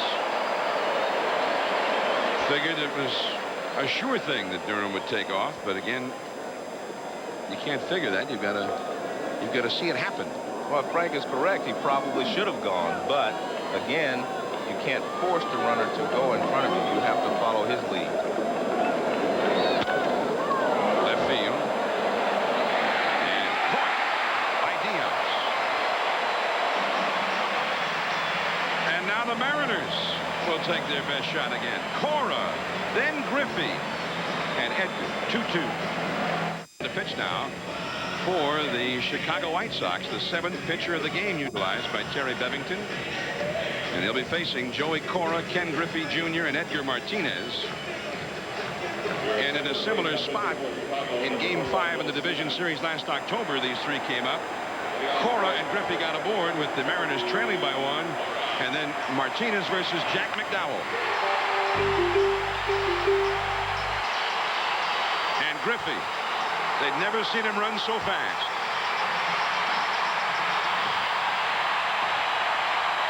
And the celebration began.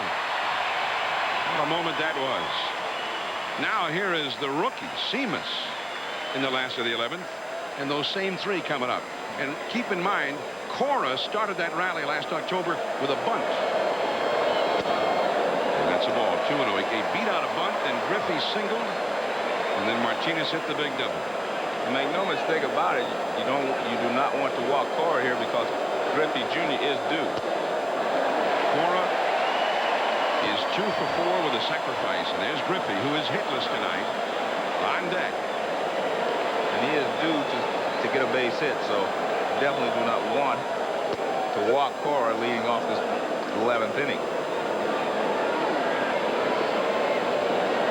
Seamus, 24 years old. Most of the year last year Joey Cora. Incredibly. Every inning from the 7th inning right here through the 11th inning, Joe, the White Sox have walked the Mariner leadoff man. Unbelievable. Well, the unbelievable thing is they've only scored 2 runs, or 1 in that time frame.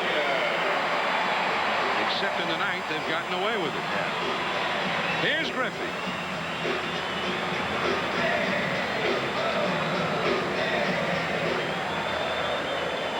Seamus last year got into 14 games at the tail end of the season. Here's Griffey. And he will not be bunting. And there's ball 1. And Seamus on the big stage here on opening night with a big crowd. And he looks like he's got the flutters right now. Karkovice tries to calm him down. Griffey tonight walked in the 1st, lined to left center in the 3rd, walked in the 5th, popped to short in the 7th, and flied to shallow left in the 9th. He got it done in a big way last October. Good fastball there, a little bit off the plate inside, but a good pitch. They've stayed away from Griffey most of the night, so when you come inside hard like that, you can usually get away with it. At right field, Porch looks so close with Griffey up there. 2-1. Edgar Martinez is on deck. Griffey hit 5 of those 6 postseason homers in the 5 games against the Yankees.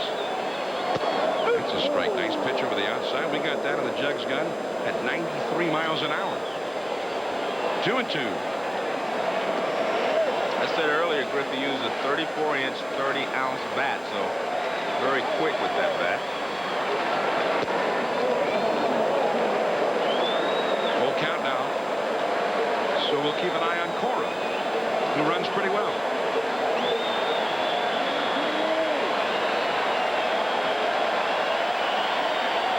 He's going deep down the left field line. And foul. Wow. Very deep down the line. Well out of here, but foul.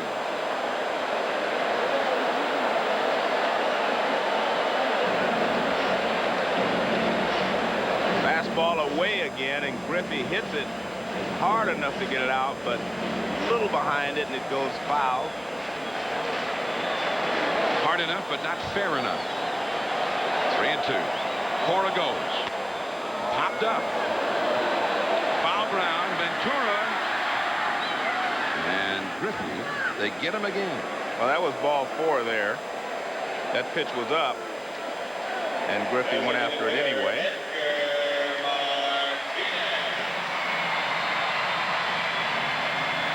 If you take a look at this pitch, it's out of the strike zone. It's some kind of off-speed pitch, but it's high, and you can see it ties Griffey up inside. Griffey looking a little anxious there. Yeah. Here's Edgar. He's the only Mariner to have driven in a run tonight with somebody in scoring position. He did it with a double in the 9th. 4-1. Edgar is 1 for 3 with 2 walks. He's a lot like Frank Thomas in that he hits for average. He's got some power and draws a lot of walks. Not as powerful as Thomas, though. Although he had 29 homers and 52 doubles last year. There is Thomas on the bag with Cora, who is the possible winning run. We're in the 11th inning in a 2-2 game. Bill Seamus on the hill. The upper deck foul. 2-1 to Edgar Martinez. Terry Bevington has run through his bullpen on opening night, using his 7th pitcher of the game. Jay Buhner is on deck. We'll run back to the bag at first. That White Sox infield is really all spread out with Thomas on the bag at first, holding the runner, and Ventura hugging the line at third to guard against the extra base hit here late.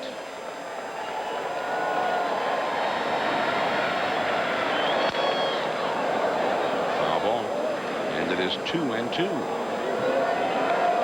Fernandez started, then McCaskill, then Thomas in the 7th, Karchner in the 7th, McCrane in the 9th, Roberto Hernandez in the 9th, and now Seamus in the 11th. Not a bad situation to hit and run with a guy like Martinez at the plate who handles the bat well. That will be a double play. A liner right to Thomas. And so we are still going. We head to the 12th inning. Martin, Ventura, and Karkovice. Maybe Baines will come up. We'll see. 2-2 after 11 from Seattle. And that is strange at first. Martin is retired in his first at-bat of the game. And now Robin Ventura, the left-handed hitter, will come up. 0 for 4 tonight. He has not hit the ball out of the infield. 2 strikeouts and a comebacker against Randy Johnson, and then he hit a double play ball against Charlton.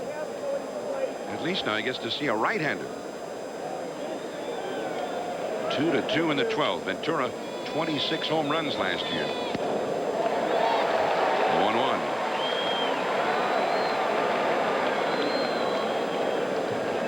1-1. Two runs, 5 hits for the White Sox. 2 runs, 7 hits for the Mariners. Although with the Mariners, in addition to 7 hits, they have received, what, 11 walks. They have stranded 14 men on base. The White Sox have left only 5 men on. In a way, it's amazing that it's still 2-2 with all the chances the Mariners have had. Struck him out. Number 20 for Seattle pitching, 1 shy of their team record, which was 21 in a 12-inning game.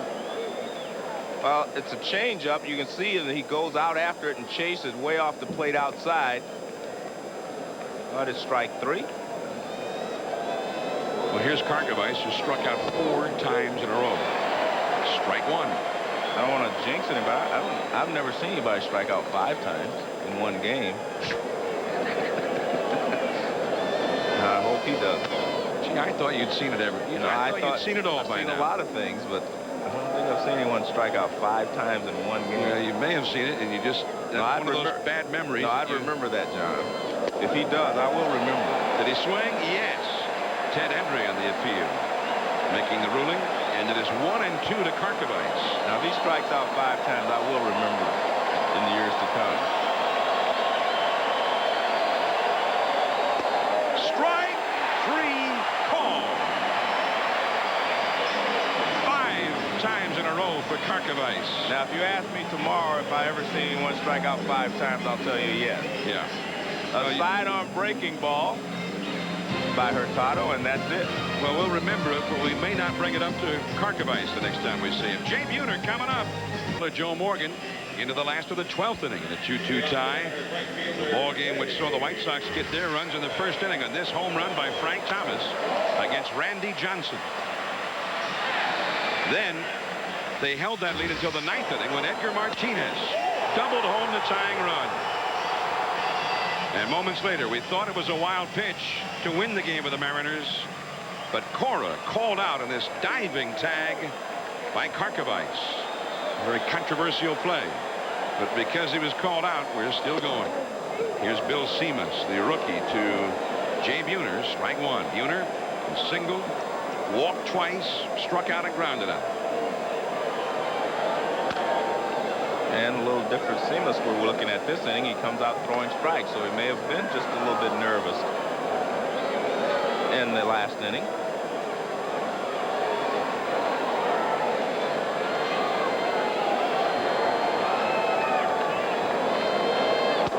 Now Buhner goes down on 3 pitches. And there is 1 away. Good fastball here by Seamus. It's a good fastball up and out of the strike zone, right by Buhner. Doug Strange is up. Flied out to left in his only at bat. Ray Durham bobbles it. Can't pick it up.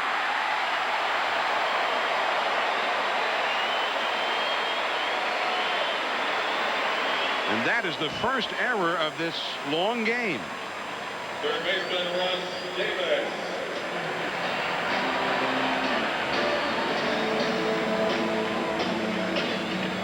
Actually, he would have been able to throw him out. Now, he does a good job. Now, he knocks it down, but when he goes to pick it up, now let's see if he watches the ball. And see, he looks away too quickly. If he takes his time, when the ball bounces away from you, when it's hit that sharply, all you got to do is pick it up and throw him out. But he looks at first base too quickly and takes his eyes off the ball.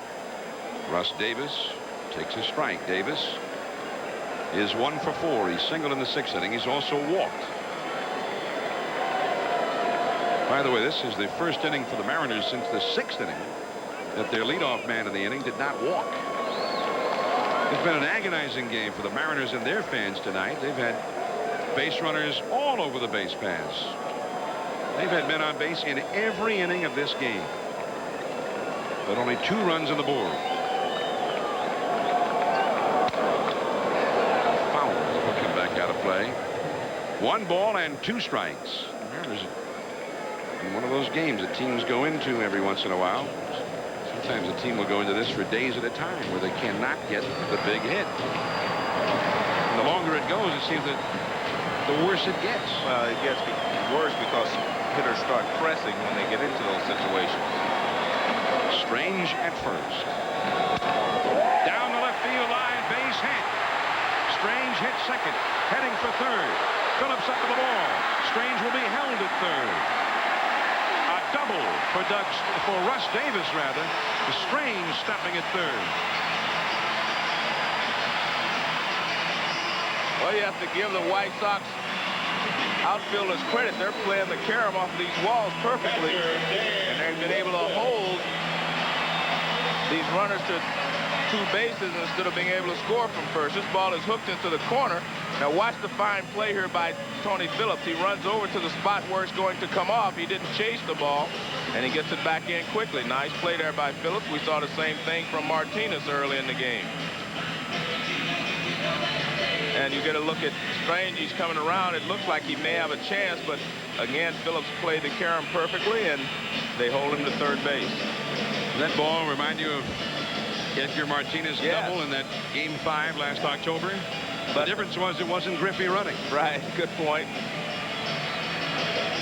Lou Piniella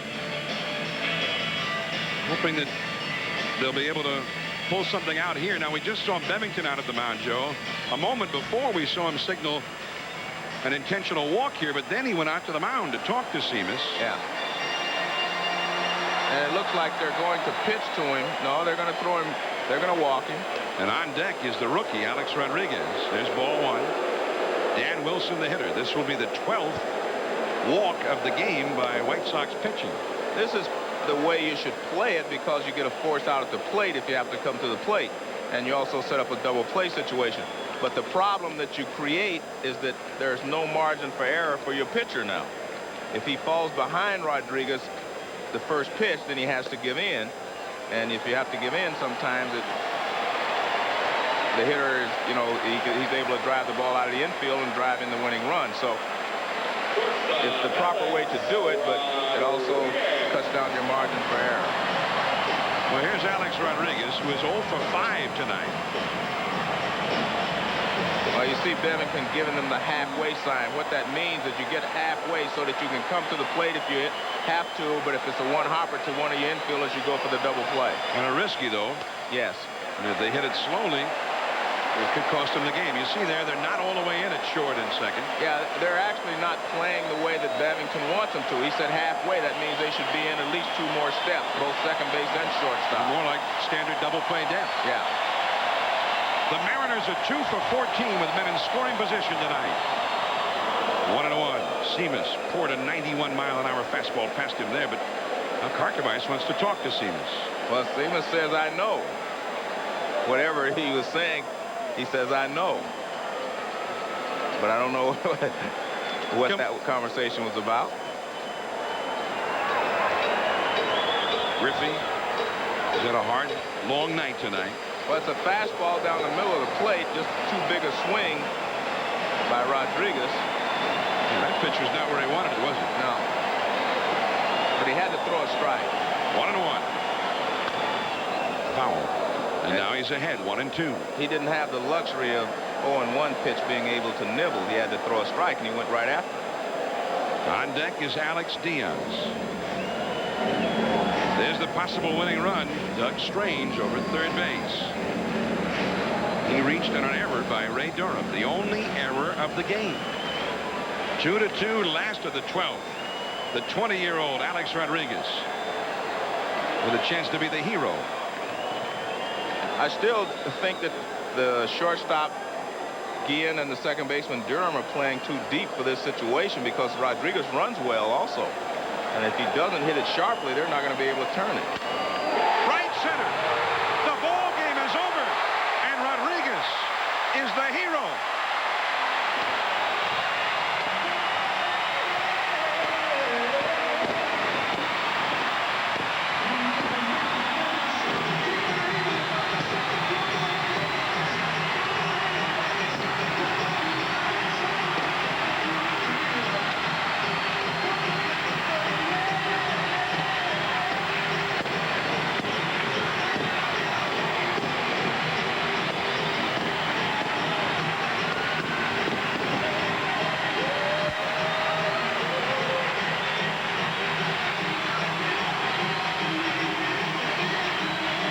Fastball out over the plate, and he does a good job of just putting his bat on it. The first pitch he overswung. This one he just puts a line drive in play. Nice piece of hitting there by Rodriguez. And there you see Strange coming across, scoring the winning run. And for the Mariners, maybe the magic has only just begun. It took a long time coming tonight, but come it did. In 12 innings, the Mariners have beaten the White Sox.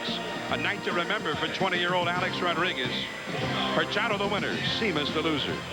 Sports Center coming up next. We'll see you next Sunday from Texas, the Yankees and Rangers. John Miller, Joe Morgan. Good night.